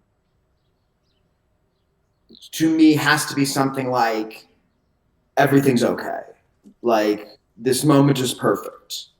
It's like that's the ground you have to stand on. However, because we experience life through the passing of time, it's like, okay, everything's perfect now. Well, now what? It's like, well, you got to do something. And so it's you have to have the ground of being settled. You have to have a foundation there, and then the doing. Everything's not contingent on that. It's not contingent on what I grasp and what I gain and what I achieve and all this stuff here. Because if I am my successes, then I am my failures, and then I view myself as my worthiness being contingent of circumstances, as opposed to the ground of I'm worthy and I am whole just now, It's no just matter now. Yeah. what. It's Right. like beingness is good. I am good. I am whole. You know, Yeah. um, Hey, Mr. Darcy. Mr. You know, Jimmy, talk about your ideas y'all have during your matches with BJ Whitmer. Boy, that was so many years ago. Ooh. I remember I came up with the idea. The big one that I came up with was the big one. The one I remember is uh, people would do like the hockey fight spot, and I used to have an 8-inch nail, and I came up with the idea if we would do a hockey fight spot where we both have nails, and so we did that in the cage match that we had in boy, it's like March of 2007, big blow off for our feud, and he hits me with a spike. I hit him with a spike. He hits me with a spike. I hit him with a spike. He hits me. I hit him, and then all of a sudden we're doing this, and the whole place just really rumbled. I remember the night. I remember where I was when I came up with that idea. Oh, that'll be good, and it was good. Um, BJ always pushed me to my limits. The one thing that didn't happen in our the barbed wire match had to be the end. All right. Yeah. Well, so the barbed wire match was for IW Mid South. So our feud in Ring of Honor culminated in the steel cage, and the plan was always for the steel cage. They used to have these platforms they would put up in the corners of the cage, so you could do spots like off of the top of the cage. And so we had done a couple power bomb spots early on in the feud. One where we were both on the top rope in Detroit, and he goes for the power bomb into the ring. We slip backwards, and it's like this crazy fall. If you've never seen it, if you're familiar with our stuff, you probably have, because it was freaking insane. If you look up BJ Whitman's famous power bomb, like you'll see me almost die. And then we did another one where he power bombed me into the crowd off the top rope, which was wild in New York City. And so the plan that we had for the blow off in the cage was we were going to put the platform on top of the cage in the corner, and he was going to go for the power bomb off the top of the cage into the ring, and I was going to give him a super rana, and that was going to be the finish. And the day we got there, the platforms wouldn't fit on the cage. The wood was too warped, which was kind of a relief. I was super scared of doing the spot. Um, Wait, I thought it was a mishap. Yeah, the one in Detroit was a mishap. The one in Detroit, it was supposed to be he goes for the power bomb in the ring. I give him a rana into the ring. And then you can watch the video. His foot slips backwards on the cloth that covered the turnbuckle in between the pad. His foot slips backwards, and we're up and then we're down. It's like one of the craziest bumps like ever in wrestling, and I was completely fine. I was totally okay, and it goes up on Twitter like once a year or something. Someone will post a GIF of it, and people be like, "That was so stupid. Why would you do something so stupid?" And it's like, dude, we freaking slipped. Yeah, yeah, like we slipped. Yeah, yeah, it Oh was my terrifying. god. Yeah, It seriously. It's is tradition. shit. Yes, people not to know what happened and like go like these guys are so dumb, and then other people going, oh, they just slipped. Um, Definitely a capsule of time. Yeah, man. The first time I saw it was when I got the tape of it. That was VHS, I think, back then. Still, and I saw it. I was like, oh crap! I almost died. I had no idea it was so bad until I saw it on video. And I Oh was like, my oh wow, god. that was actually really I scary. have to Um, rewatch it. I know I've seen it, but oh my god, I have to rewatch. I know I've it's seen it. it's Just need seriously a one of refresher.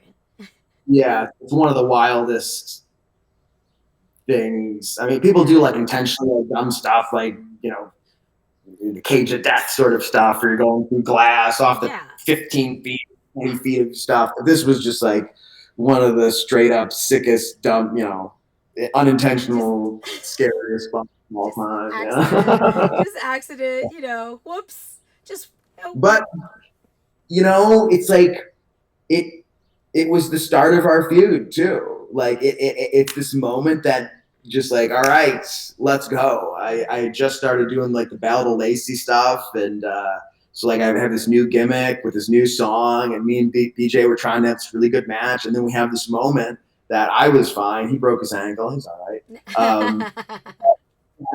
That created such a different feel, because we had the thing where we slipped, and then in New York City a couple months later, we're on the top rope and he power bombs me over the guardrail he jumps with me into the crowd. It's just also just like awesome, but super safe. And so then at that point, people knew, like, you just don't know what's going to happen with these guys. So we would go to the top rope and just tease stuff, and people would go, "Oh my God, is death going to happen now?" It's like maybe. Yeah. Oh. And I'm still alive. To all the people there, they're like, "These guys are stupid. Their careers aren't going to last." It's like, yeah, bro.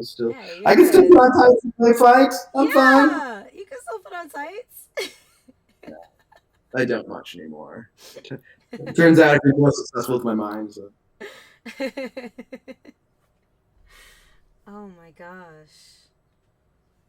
Yeah, when was the last time you wrestled? I did a 10-day tour up in Canada about a month ago. We're supposed to be 10 days in a row. One of the days got canceled in the midst of it because of a death in the town. But yeah, nine days almost in a row. Yeah, I can still do it. I don't want to do it at a high level anymore. These guys are so damn good. It's like, yeah, that's okay. You got to be super good. I'm gonna go wrestle at this in Forest, Manitoba, and all these little towns in Western Canada.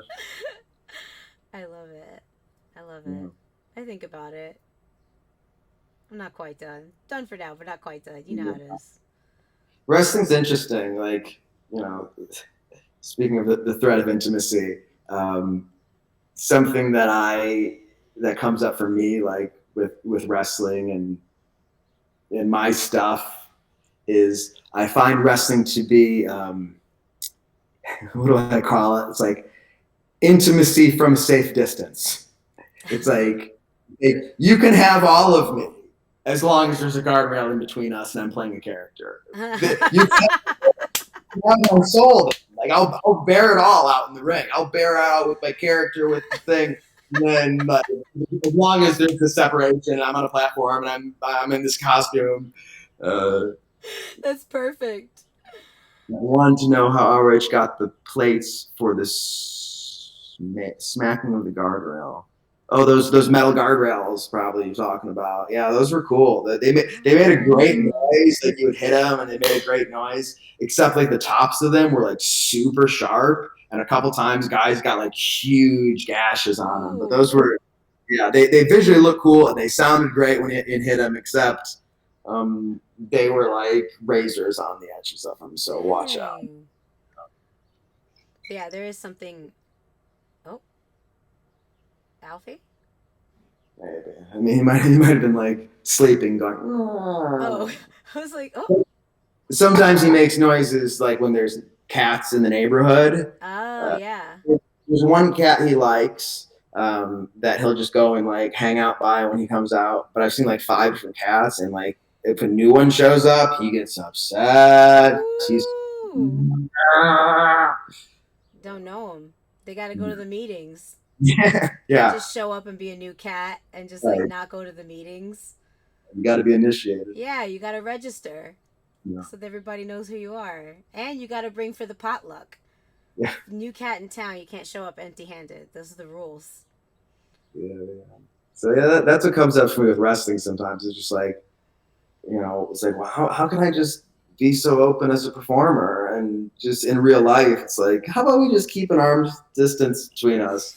It's like, oh, it's because wrestling is like, yeah, I'll be vulnerable as long as like it's from this safe distance with us. But it did give me an outlet to do that, and it's weird to think about sometimes that to find such like a full expression of myself while playing a character.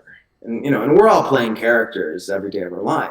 This is what I've sort of been talking about. This idea that we do play characters. They're less intentional characters, I suppose. Um, but yeah, that's how that's something that I found, that wrestling was something that I could be in the moment in. Right?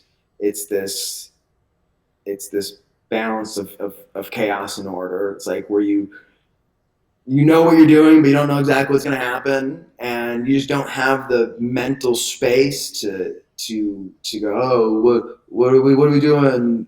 Oh, my girlfriend's mad at me. Oh, I'm not making enough money right now. Like none of that can happen. Partly because you're embodied too, right? You're out of your mind and you're into your body, so you don't have um, that normal mental rumination going on. But that's partly what I found to be so alluring about it, was just performing and just going, yeah, man, I'm here. Oh, I'm here now. Yeah. Yeah, it felt like a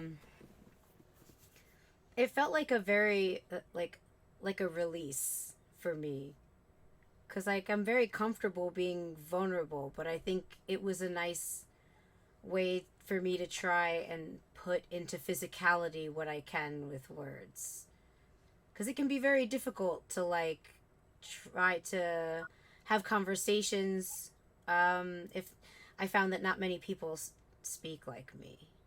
So I was running into that a lot during wrestling. So I tried to find people to talk to, and I wasn't finding a lot of people.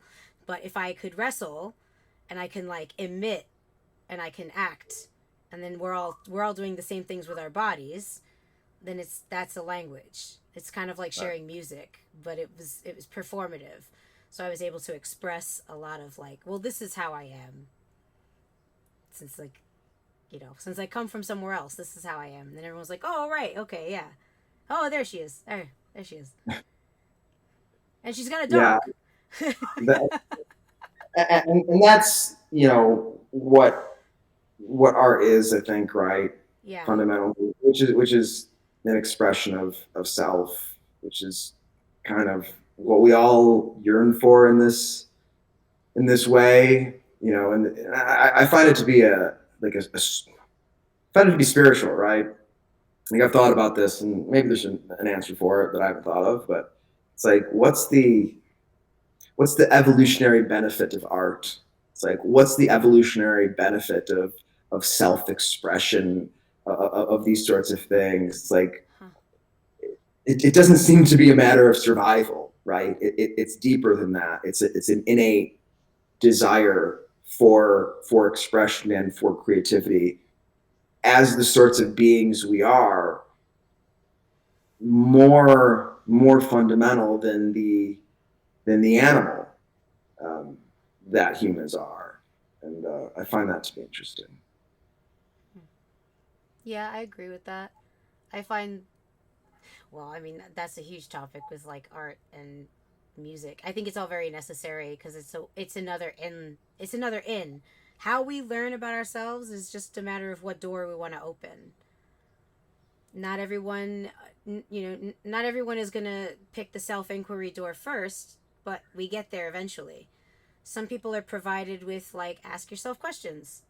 Some people draw first, and they draw and they draw and they draw and they get to a point, and then they ask themselves why, and that's the question. You just have to draw it out first.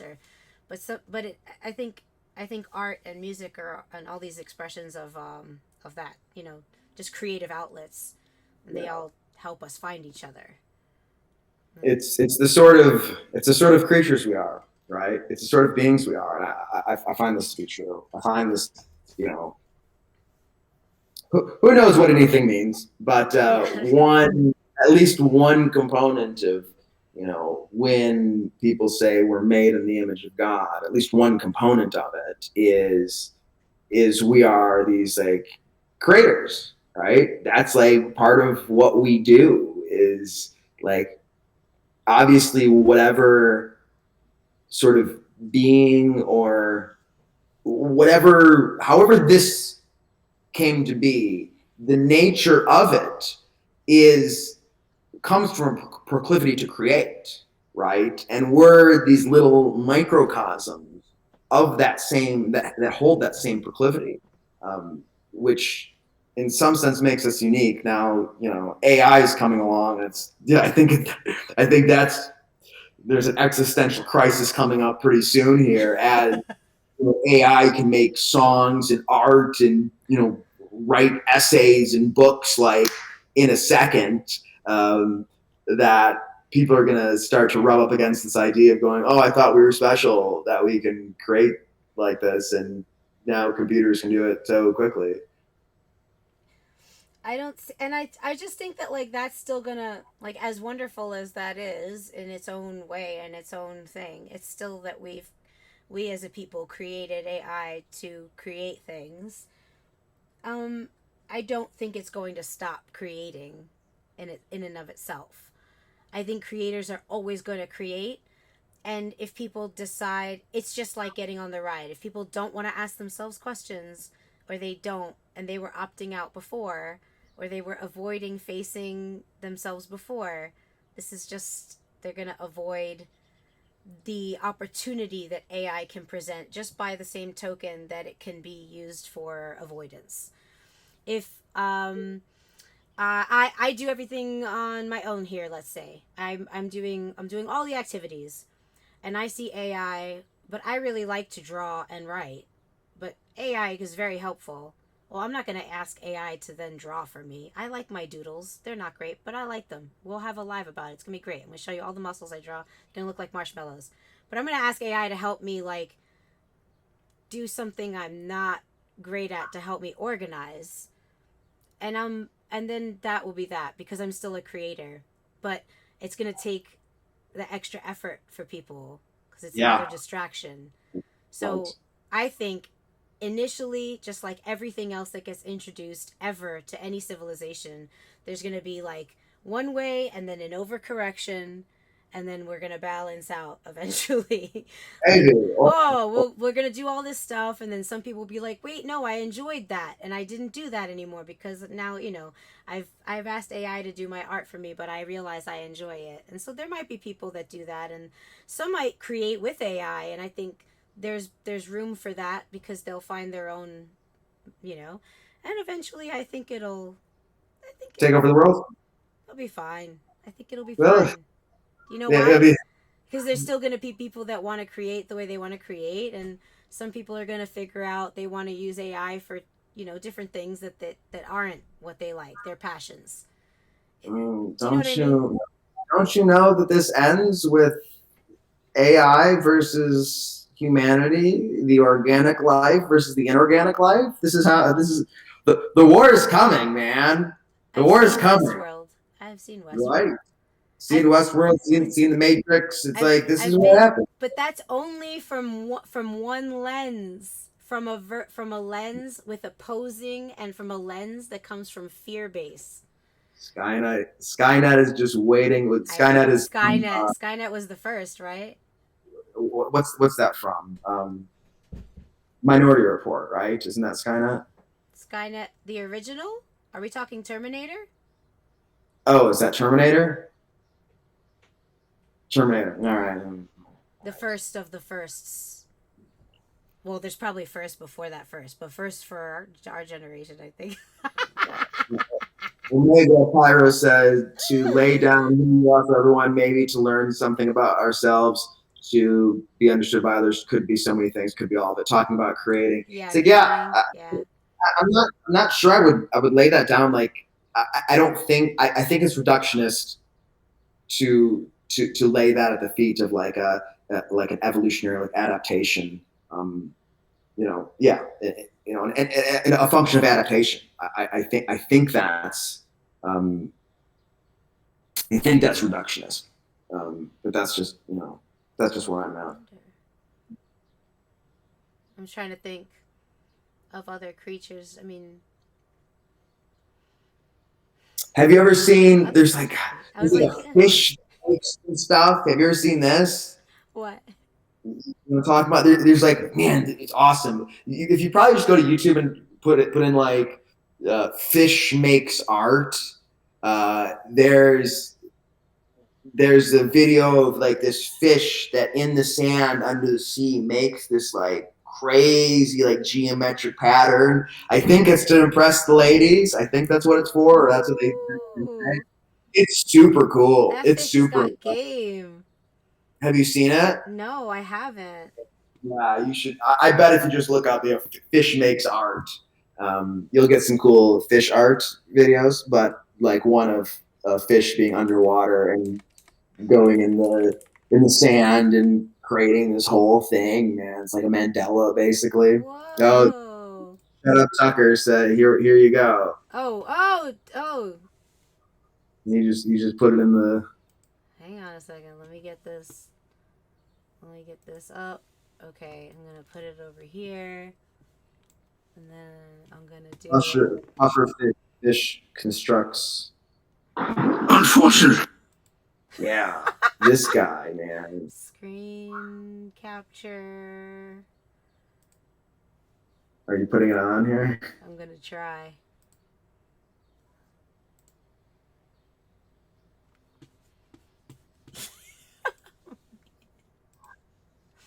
Here you go. Hold on. Where's my mouse?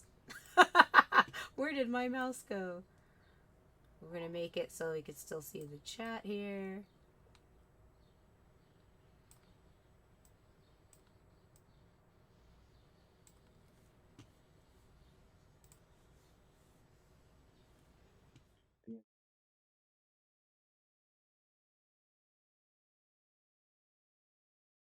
Hawaii is what I definitely want to live in. Yeah. I want to go visit.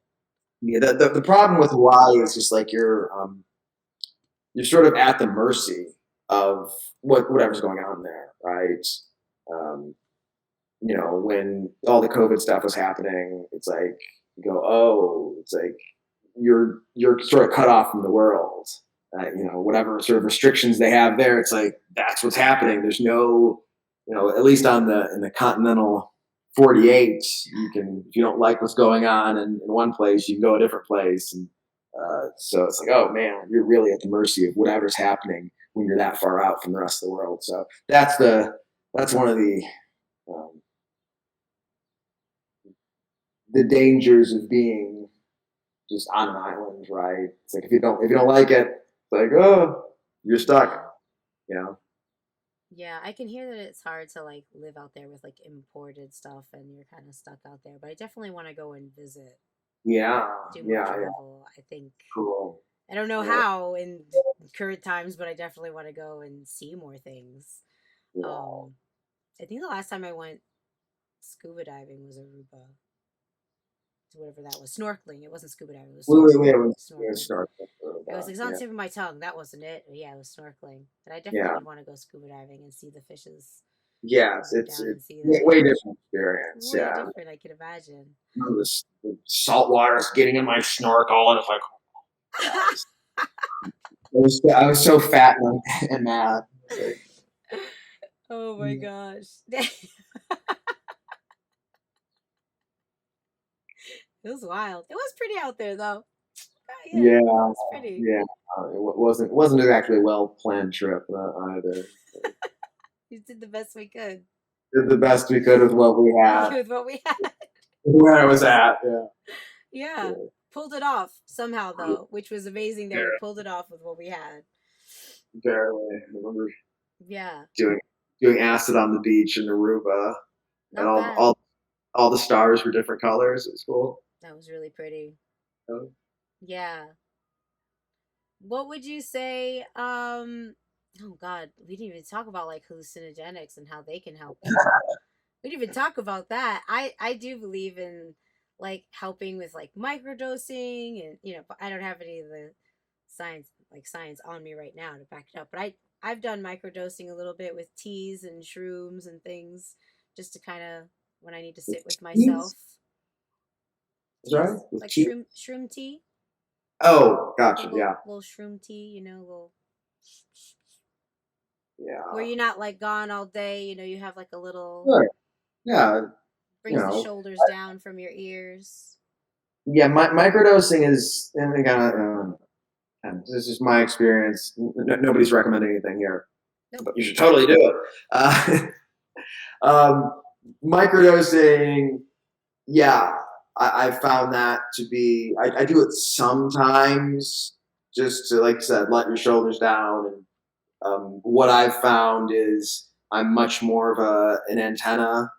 Then, the idea of microdosing is you're taking such a small amount that you don't consciously feel it. You're not tripping. You're not like going wild or anything. But I found that it opens my channel up a bit, and I can be more of an antenna creatively. Um, I work in a creative business. I work in the creative side of wrestling, right?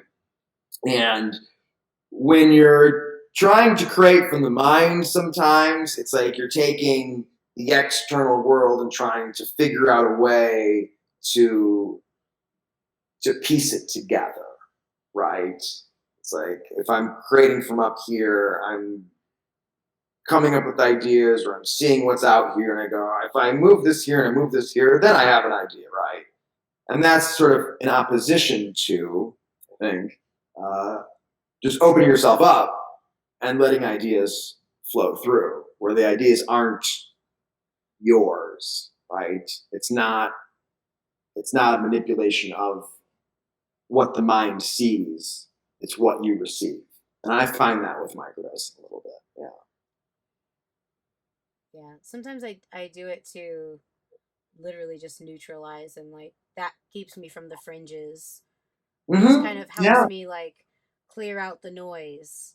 hmm Sometimes I feel like, oh, well, I know what I need, I know what I want, and I know the difference. Sometimes they line up, sometimes they don't.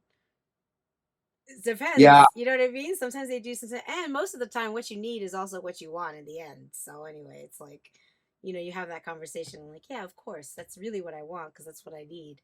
And sometimes just like a little bit of that can kind of clear the For sure. I sinuses. mean, this is why I use psychedelics basically ever, right? I'm at the point where it's like once I think I've done them like 4 times in the last year. So about once every 3 months, I sit down with myself and and it's a tool that I use to come back to myself a bit, to get out of the noise, because it can clutter up if you're not taking care of yourself. If I'm not taking care of myself, if I'm not meditating enough, if I'm not moving enough, the noise builds, right? The clutter just builds. And I found that psychedelics are a clearing most of the time. Most of the time, it's a nice little clearing to go, oh yeah, all this stuff that I'm worried about, it's all made up stuff, and I'm the one making it up. Why am I making up this for me to experience anxiety over? I'm doing this to myself. Okay, good. And it's a reminder. It's a reminder that my suffering is an internal state that for some reason I choose to create for myself. Why do we do this to ourselves? that was that was something else that you said recently about like um our own it was like our own boundaries preventing us from Mm-hmm. getting to the things that we need to do. But that was revolving fear. Was that around fear?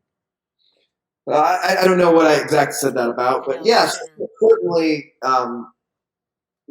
I see pretty clearly sometimes how my life is completely created, or not completely, co-created through my choices and through my own beliefs. And I see the mental construct and going, oh, this is where the fear is, and so this is where reality puts the boundary. It's like they have to come together, like they have to show up at the same time. It's because my fear creates the container that I find myself in.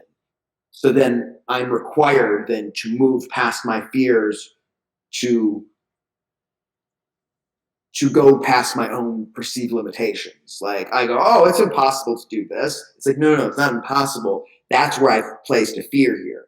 I have a fear of coming up to this thing and what happens if I fail? What happens if this? What? And so I put a limiting belief there, and the limiting belief is the same thing as the fear. They go hand in hand, right? And so there's this fear that's blocking it where the limitation is. It's the same thing. And so the journey is to walk up to the fear, to walk up to the limitation, and to then move through it and realize that the limitation was of my own making through my own fear. Right? It's the same game. The game of overcoming the fears and letting go of limiting beliefs. They're the same. It's the same game. What's an example, if you're willing to share, of like a limiting belief that you feel would be like a common or a more like a relatable one you'd be willing to share that you like went through? I don't know if I can think of one specifically that I went through consciously, but in some real sense, and some of this might be controversial, so whatever, and it might not be correct. It's where my thought playground is right now. We get the life we think we deserve. That's really coming forward to me, and yeah, we get what we feel we deserve in all ends of things. Maybe that's not exactly right, but there's certainly at least a nugget of truth in there. And with that, if you just play with that a little bit, and you start to go, why do I think that I only deserve this? Why have I just sort of stopped here and go, I deserve to be alone. Here I am in Georgia by myself. I don't know hardly anybody here. I made a couple friends-ish. It's like, why do I think I deserve to be alone?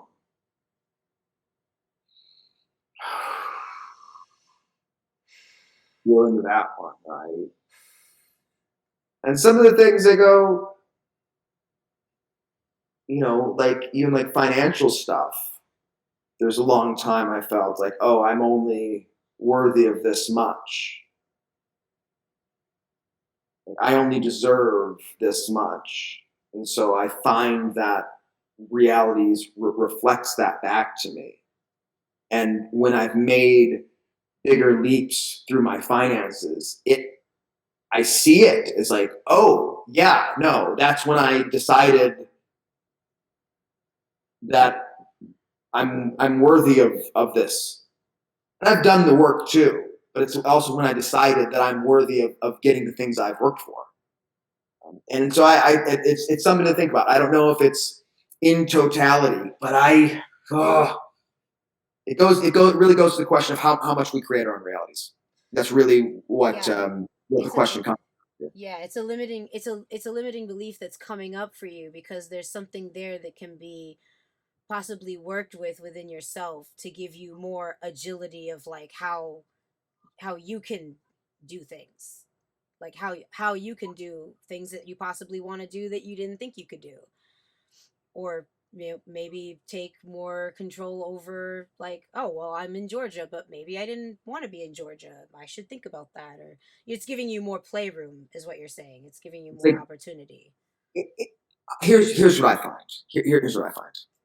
I find that the more responsibility we take for our experience in total, like if I take absolute responsibility, if I just try that on for a second, and you don't need to keep it on, but try it on. Try on the idea that nothing's happening to me. Nothing is happening to me. That I am co-creating this experience that I'm having with the structure of reality, and that the structure of reality is good. And so everything that I feel as though is happening to me is is something that comes from inside of me. It comes from a belief inside of me. It comes from how my mind currently views things. That what I input into the world is then outputted to me, that shows up as the experience I'm having. And it's coming from me. And if I just try that on, again, something like this, okay, so I'm very alone here in Georgia. I didn't expect to be this alone, but I am. What part of me feels as though I deserve to be alone? That I don't deserve to have people close to me, that I don't deserve to have more people around me, that I don't deserve to have, a romantic partner, that I don't deserve to have close friends close by me. What happens if I go into that space? I'll find answers, and I might not like them, but I'll find answers that then inform perhaps the decisions I've made that got me to this point. And then if I address those beliefs of why I deserve this, why I deserve to be alone, and allow those emotions to work through me, to move through me, I might find that I'm capable of making different decisions that give me a life that does have more connection, does have closer relationships, romantic relationships. I might find that if I ask myself the question with the idea that this is coming from me. And again, it's just something to try on. You don't have to take it all the way with you, because sometimes there's resistance that says, no, no, no, no, this thing happened to me, and this thing is bad, and I don't deserve it. And yeah, maybe, and fair enough, bad things do happen. People are victimized. I'm not saying that's not the case, but if you try on for a second that there's a part of you that feels differently, you might find some answers in there. Yeah, does that make sense? Yeah. Yeah, it does. I what I have found that because I understand, and then what I have found that I use in for trauma informed language, when things happen that are out of our control, that we can't, you know, we can't take the responsibility for certain things. There are certain things we just can't. In those moments where it feels like we're trying, because I do think there are people that do try to take responsibility for some of those things. It puts an unnecessary weight, or in any of the various situations. I think the responsibility that we can take there to maintain this level of what can we do now, because there's also that feeling of helplessness. My experience to share with you in those moments where I want to be responsible for things like I just can't be, but I need to do something, and I need to do something to then create something different, is then try to find a way to accept rather than take on. So it falls in the same tone. It just allows rather than take on, which which Mm-hmm. which allows for the compassion. So that way it provides a space for all of the encounters that we can't explain, and you know what I mean? Like, we can't nuance for all of the different versions and varieties.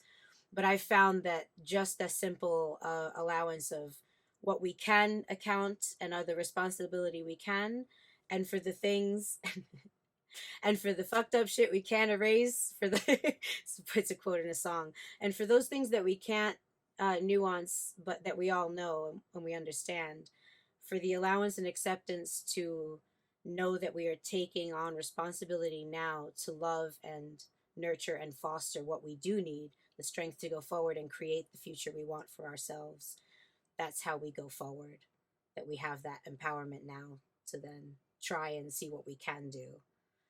Yeah, It all and kind comes of, from that. I certainly don't want to suggest that like people aren't victimized Oh and things yeah, like yeah, that. yeah, yeah. That's not what I'm suggesting, No. and I'm certainly not.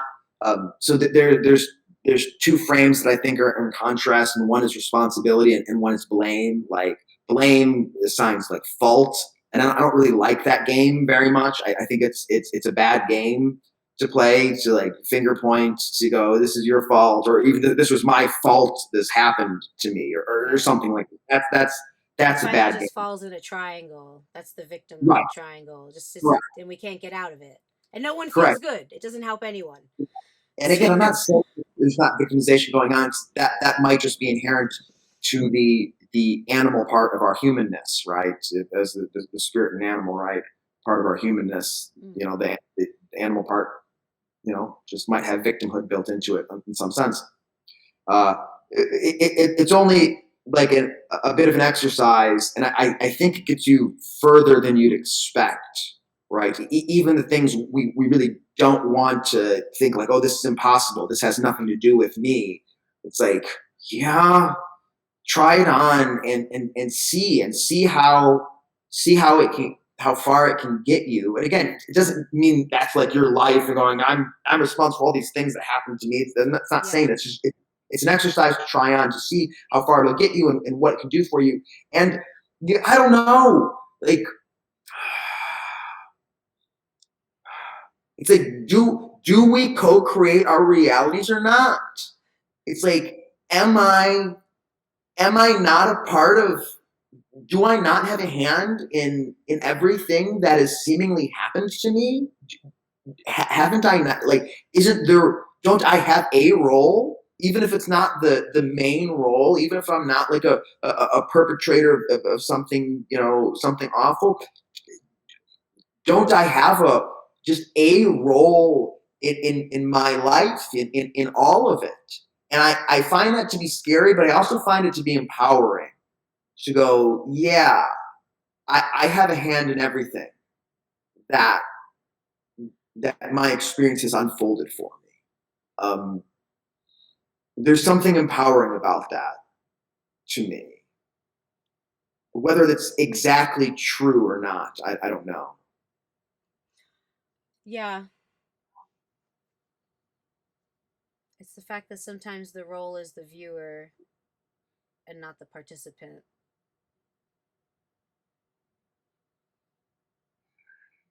Yeah, yeah, yes. It's really a question I have, right? And I don't know the answer. Is to what extent we are responsible for our experience, right? It certainly seems to be a co-creation with the laws of reality, like with the structure of reality itself. Like the experience is co-created. The question is, to me, is it also co-created with other people, or are the other people, are you in my life because of me? And am I in my life? Am I in your life because of you? Do you know what I mean by that? But is it the perception? Like, is it like, are you looking for like where the, yeah, where the line of responsibility is? So from what like where the camera angle is, or is it all, because it can get a little bit, hey DJ Weed Pizza, everybody say hey, DJ Weed Pizza's in the chat, my brother's in the chat. um is it like, because I guess I struggle with this, like a similar, like, right, like how far does our responsibility reach? Well, how far does our impact go, or how far are we responsible for? I think we're responsible for as far as we can impact. Irving Goffman. Everyone is a performer and everyone is a viewer, and life happens without their control because they're all the performer. It's not about being responsible, it's about being accountable. That's interesting. It's not bad. I mean, because in accountability, we find responsibility. In accountability, we're already willing to be responsible. Accountability is that sense of maturity within us to be like, yeah, I'm sorry, and yeah, I'm good for it, or yeah, let me help you with that. It does provide accountability, provides responsibility to that notion. Yeah, I guess my question is it's an existential one, or an ontological one, which is to say how much of my experience is is because of me, and the answer might be all of it, but I'm not sure. And because it doesn't seem like it, right? It doesn't seem like it because it seems like other people play a role. uh, Uh, all of it, yeah.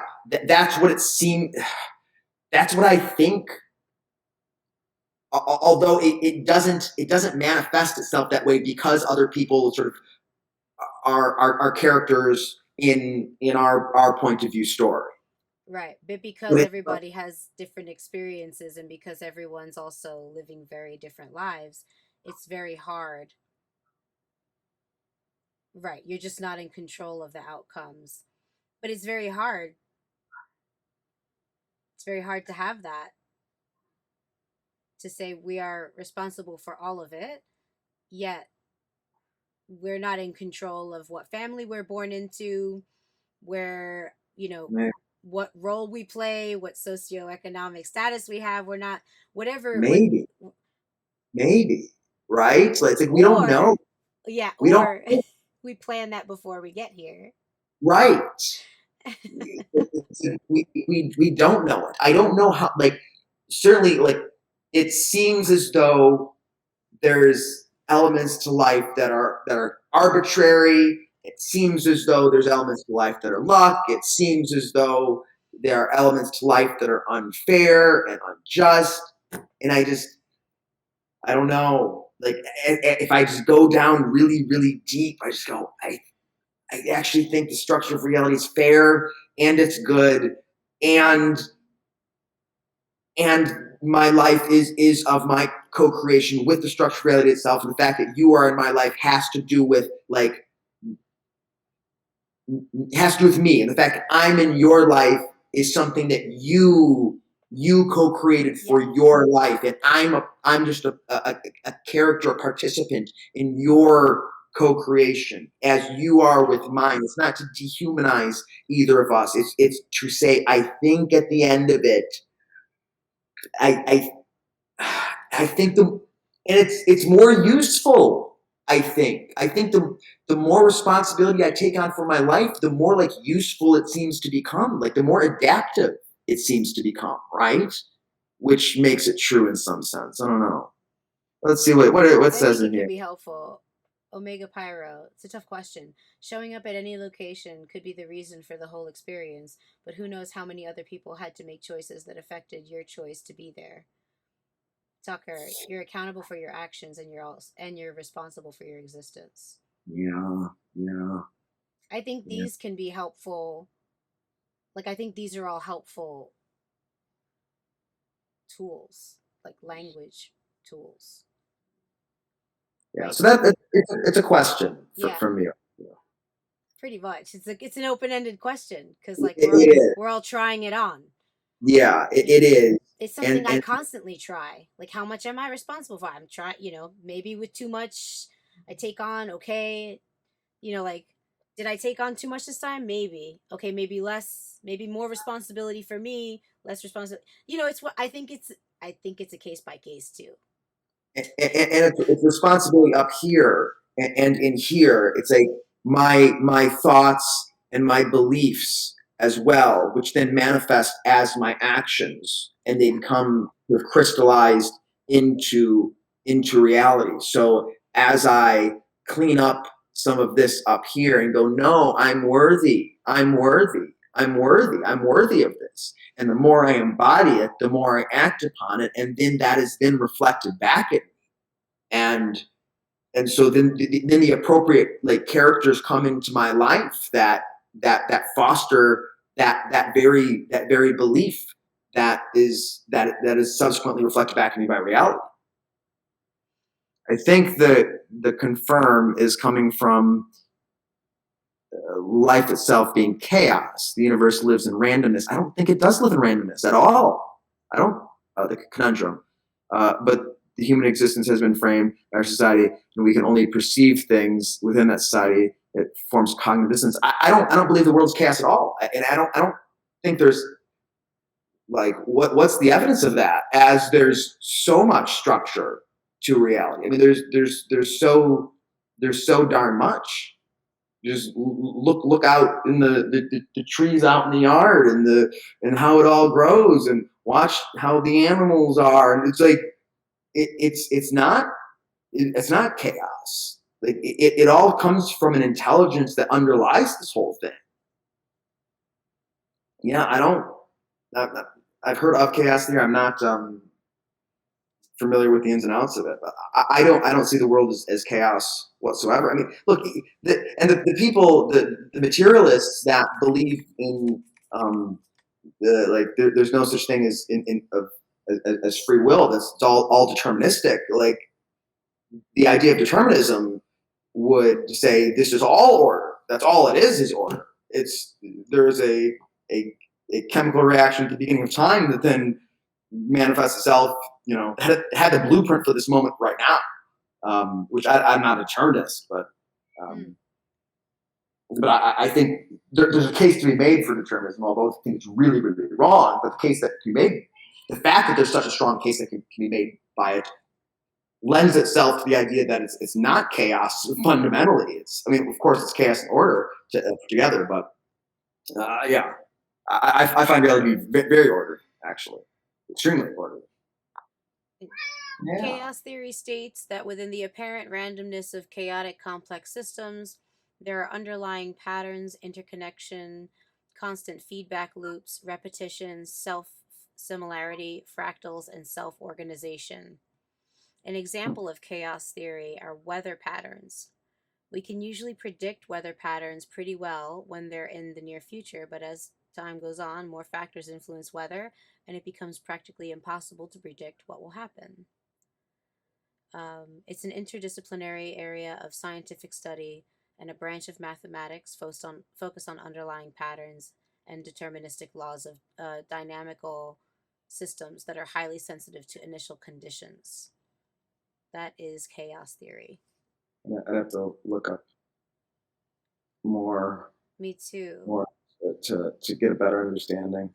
I covered it so long ago, I had to look it up. I was like, oh, definitions. Edward Norton Lorenz with a Z. I'll send you some stuff. Yeah, Fractal Foundation, very interesting. So some of those are words I use a lot. So. yeah. Some of these words are hot. They're hot off the press. All the patterns up in the fractal. There are a set of rules, but more parameters you add make it less stable. Oh, so this was the theory for the movie that everyone told me that I would love, that I loved, about the bagel in the sky. Everything, everywhere, all at once. Yeah. Is that it? Everything, everywhere, all at once. That's the name of a movie. Yeah, that one. Yes. So that was kind of based off of chaos theory then. Did you get to see that movie? I did not. No. I saw the Mario Brothers movie. Everybody liked it. Oh, I thought Mario movie was like a very cute, comfortable, like I can put this on when I need like just a little something. It's a cute movie. It was cute. I also saw Avatar 2, which I thought lacked a little soul. To me, I watched it and I go, was this movie just made by AI? is this like the first like completely AI generated movie where they just like Did they have 6 fingers? make a movie like the first Like the uh, Avatar, but in water?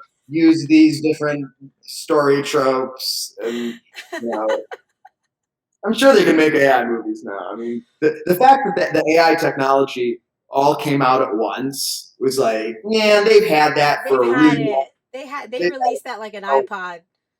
Just like all at once, all of a sudden, everybody's like, "Here's a Look bunch of at really it. good guys." It's like, yeah, you had that for about 50 years, You probably. were And sitting on it. yeah, yeah. Like, The technology is wild now. I mean, if you've seen these like deep fakes and things like that, like you can't believe anything you see anymore because like no. you just yeah, we're getting to a weird place in society. I'm excited. It's gonna be bananas. It'll even out, but you know what? I'm on the ride. I got on the Ferris wheel. Oh, a Zelda movie is in the works. Fern Oh, Gully. yeah, that's what I thought, Pyro.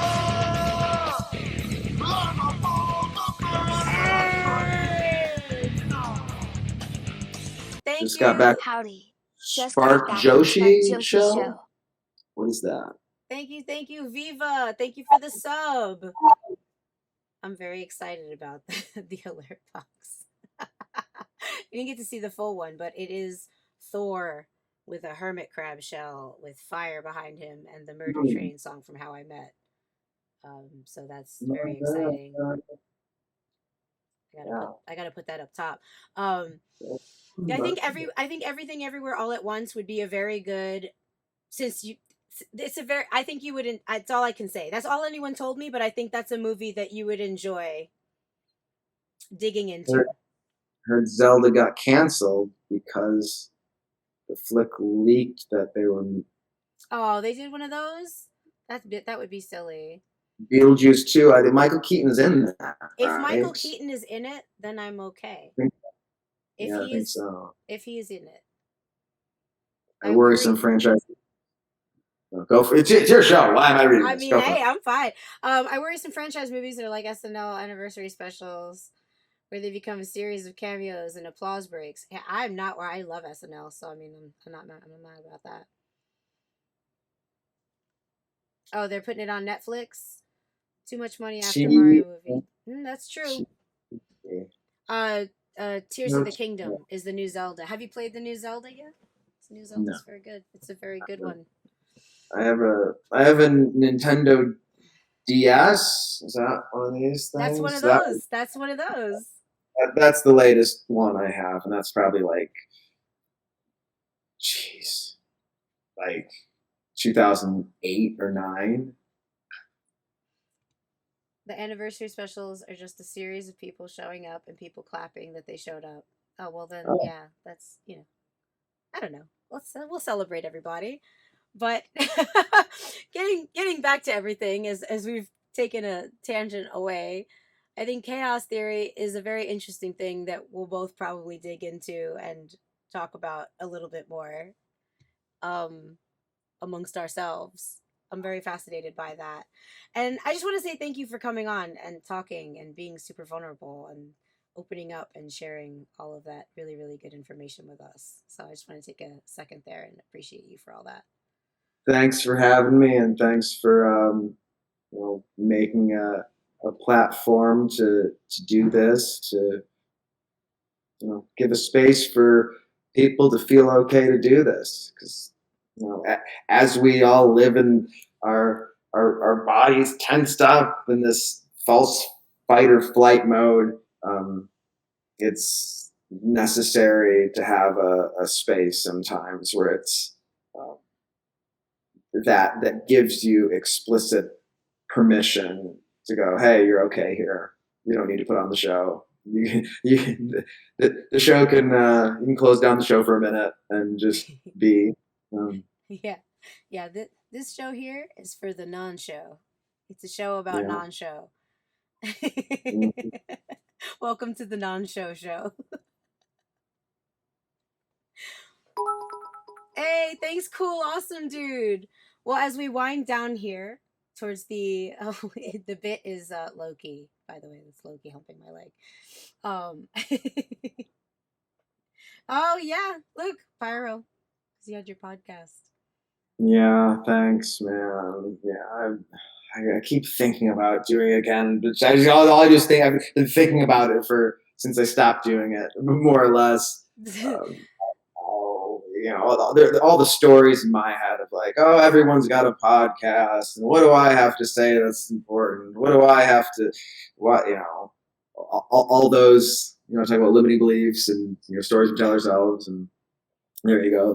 There are some of mine.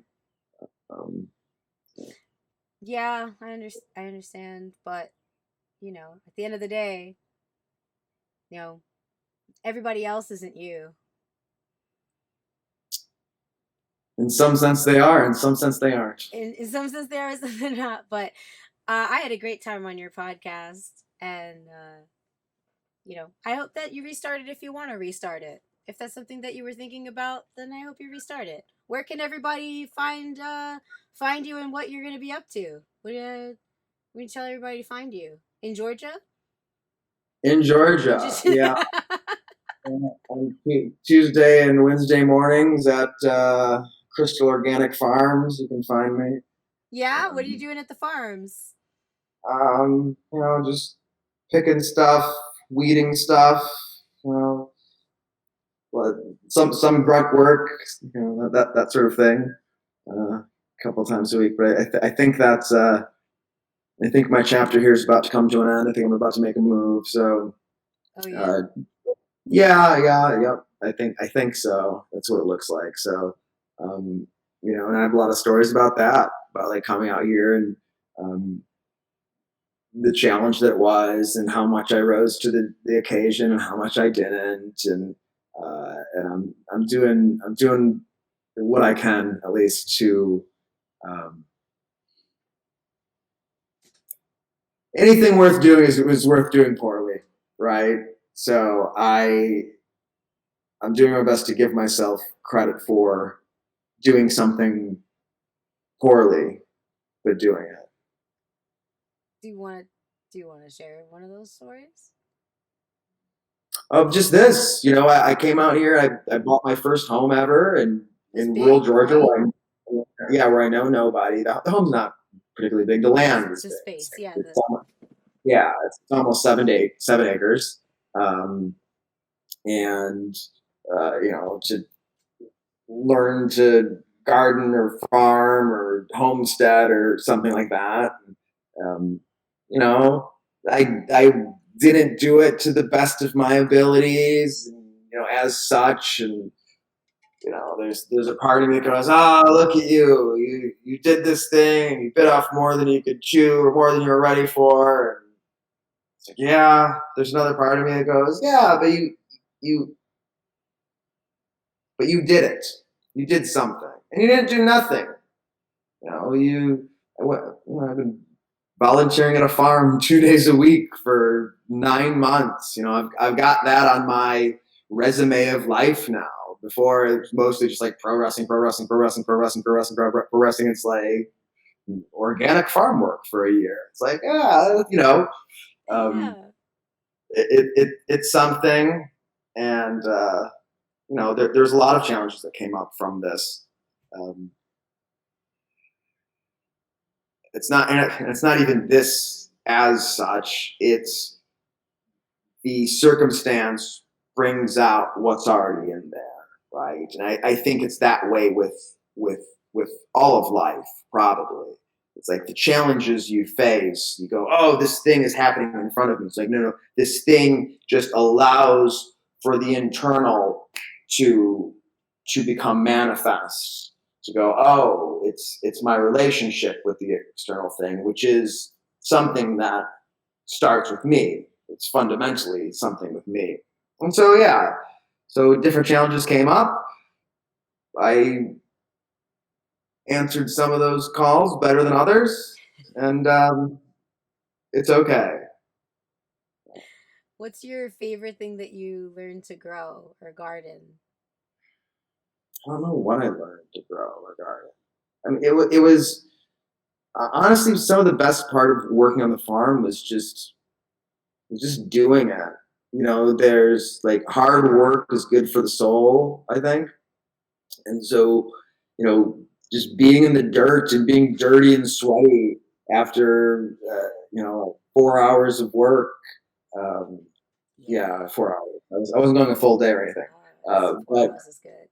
yeah, a bit of manual labor, which I've never really done in my life. It's always been performance and creative and stuff that was based on my ideas or my intelligence or my um, organizational skills or logistical skills or things like that. So it was an opportunity to get out of my comfort zone and like nothing makes there's no nothing makes me feel more like a child than being in a completely new environment. I remember walking on the farm that first day, like I am a child. I know nothing about it. I took a blacksmithing workshop like last weekend, I Oh think. yeah. How was the blacksmithing workshop? What was it You want, like? you want to see what I made? Yeah. Hold on, one second. Yeah, I want to see that. Oh my god. I forgot you took the blacksmith. It's amazing. I want to do that so much. Who here in the chat would take a blacksmithing workshop?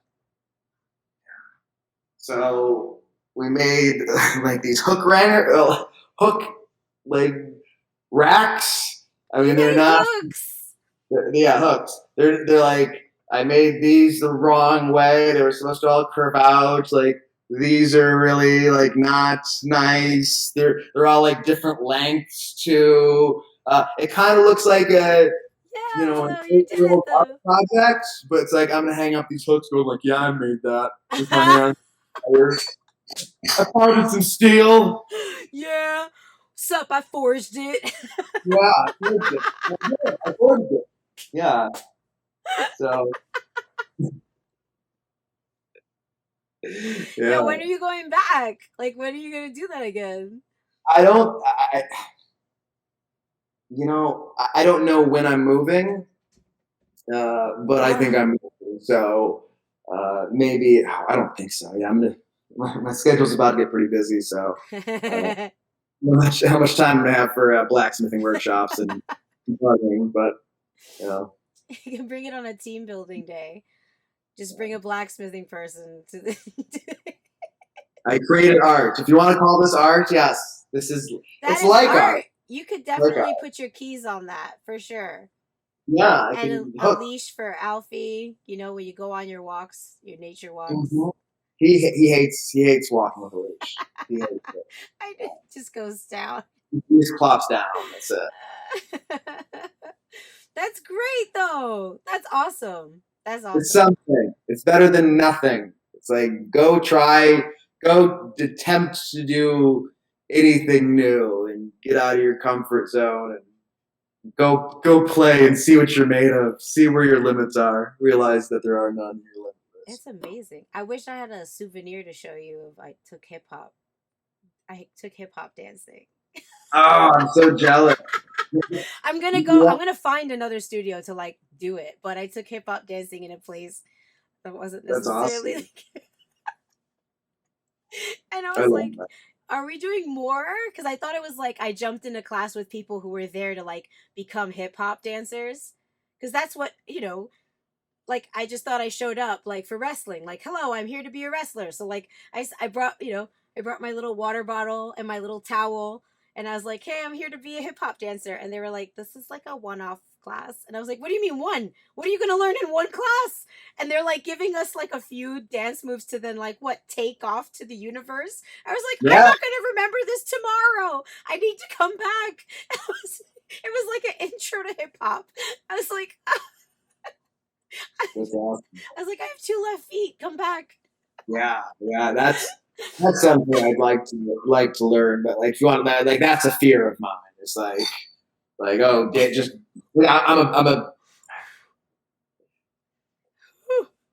I'm not a very good dancer, and it's like not like bad. And I know I'm breaking some of my linguistic rules here. I have a couple times here, but I'm not a very good dancer, and it's not like a bad dancer and like oh that's funny that he dances bad. It's like no, it looks he dances like it looks like he doesn't know how to have sex. Like that's how he dances.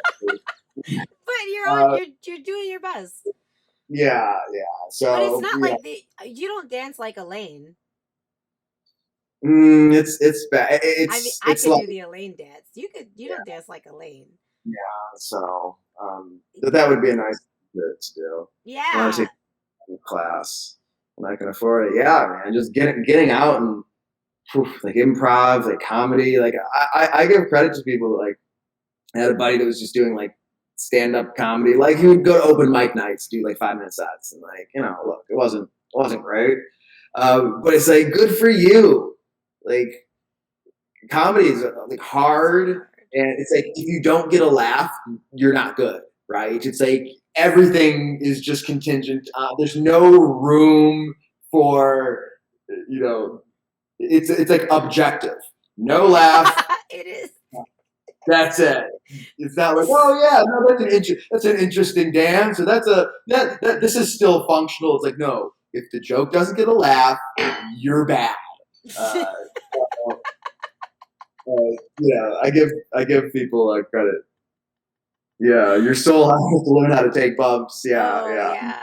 Yeah. yeah, I want to do stand up. If we're all friends here, being honest, I've thought about yeah. it. And then I think every time I go to do stand up, how I talk about it turns into a bit. Because in my head, I see myself as like just floundering, like when Marshall goes up and does his fish bit. Yes. And hey, like I'm like, I wouldn't do that. But in my head, I have like day nightmares of like what I would actually do. And I'm like, I know I wouldn't do that, but it turns into a bit every time I would go to approach it, which I think is funny in and of itself. Yeah, yeah. Uh, I've bombed on stage before. It's is it? not fun. It's not. I the like the most embarrassing like performance thing ever was Impact. It was in Chicago. Impact was doing like a I don't know like a streaming show a weekend of something. It wasn't like a main show. It wasn't a big show. And they did like a couple of variety things. And Scott had asked, or my boss had asked if I would do my podcast live, right? And so I did like a live Jimmy Jacobs Doesn't Know in Chicago with Desmond Xavier. He's in WWE now as something else. I think he's in NXT as one of the champions. He's part of the Rascals, Desmond Xavier, and Ken Shamrock. And I'm talking about like deep like life philosophical things with these people, like in front of a wrestling audience, and they just didn't care at all. I mean, and I only did, I was playing like putting a little bit of time, like 3 or 4 minutes, man, and it was just like Oh. dying. Wesley, yeah, I was just dying up there. Just nobody cared, and I'm just like sweating and embarrassed. And I'm like, oh, this is just. I want to shove my head in the sand right now. That's gonna be it. Oh, Bark Yeah. Dog, you could definitely do streaming. Don't worry, we got you. We got you. We'll figure it out. We can do that. You don't want to do stand up? We could streaming. We got you. Yeah, Stand up. this is no pressure. This is just like talking. It's like Hmm. yeah. This Because isn't big TV. yeah, like with streaming, you can. I've noticed it's the playground. It's the sandbox. You can do as much with, or as as least with as you're comfortable and you're ready for. So like if what you're ready for is like this, like we made our bricks purple, we're hanging out, then like this is what we're ready for, and like everyone like we're cool. So it's like streaming gives you the ability to kind of like open the valve as you're ready. I can also open the valve all the way and not be ready. Like that's definitely up to us for streaming anyway. And it's okay if they don't laugh because we can't hear them. So I can laugh Baby, at my own jokes. that's right. Babies, Baby all baby. steps. Hey, stupid face man, you made it at the end. Stupid face man has a great record of showing up at the end of the thread of intimacy, and the first episode that we did, we literally were at time, and we had just had this like very deep conversation. Went on the whole ride, all emotional, laughing, tears, and then like right at the end, we're like blah blah blah, everybody, okay, thanks, and and he goes, "What I miss?" And then like the text comes up like as we're saying goodbye. So timing, timing, timing is good. Stupid Face Man is also a voice actor. It's the stupid face man. Let's The get that Stupid Face Man. get the definite article in there. It's like The Stupid Face Man. not just a. Not anyone, just the. Specifically the. Yeah. That's it. Oh my god. Awesome. Oh my god. Ridiculous. Well, I'm really glad that you did the blacksmithing thing. That's exciting. I'm glad I got to see your work. That's super cool. And that's super cool. I'm so excited. I'm gonna look up Groupons to go do it. So I'll go make some art too. Go to the forge, man. I want to go to the forge super bad. Instead of just forging on Diablo 4, I'll forge in real life. And that's a perfect note to end our show on. Tell everyone where they can find you other than the farm. I'm currently on Instagram at Jimmy Jacobs X, like Mega Man X, Jimmy Jacobs X. And, JimmyJacobs.com is never updated, but it'll always have my contact information. And so if anything else goes down, if I get off social media, JimmyJacobs.com, you can find my, contact information anywhere else. Amazing. And as usual, crowd, thank you so much for watching. I love you all and appreciate you all so, so much. Thank you for coming to the show, for being open, for being vulnerable, and for hanging tight while we go deep in the ocean with you. Thank you for meeting the threat of intimacy yet again. This is your host, Solo Darling. And remember, please stay hydrated. We'll see you next time on the threat of intimacy. Bye.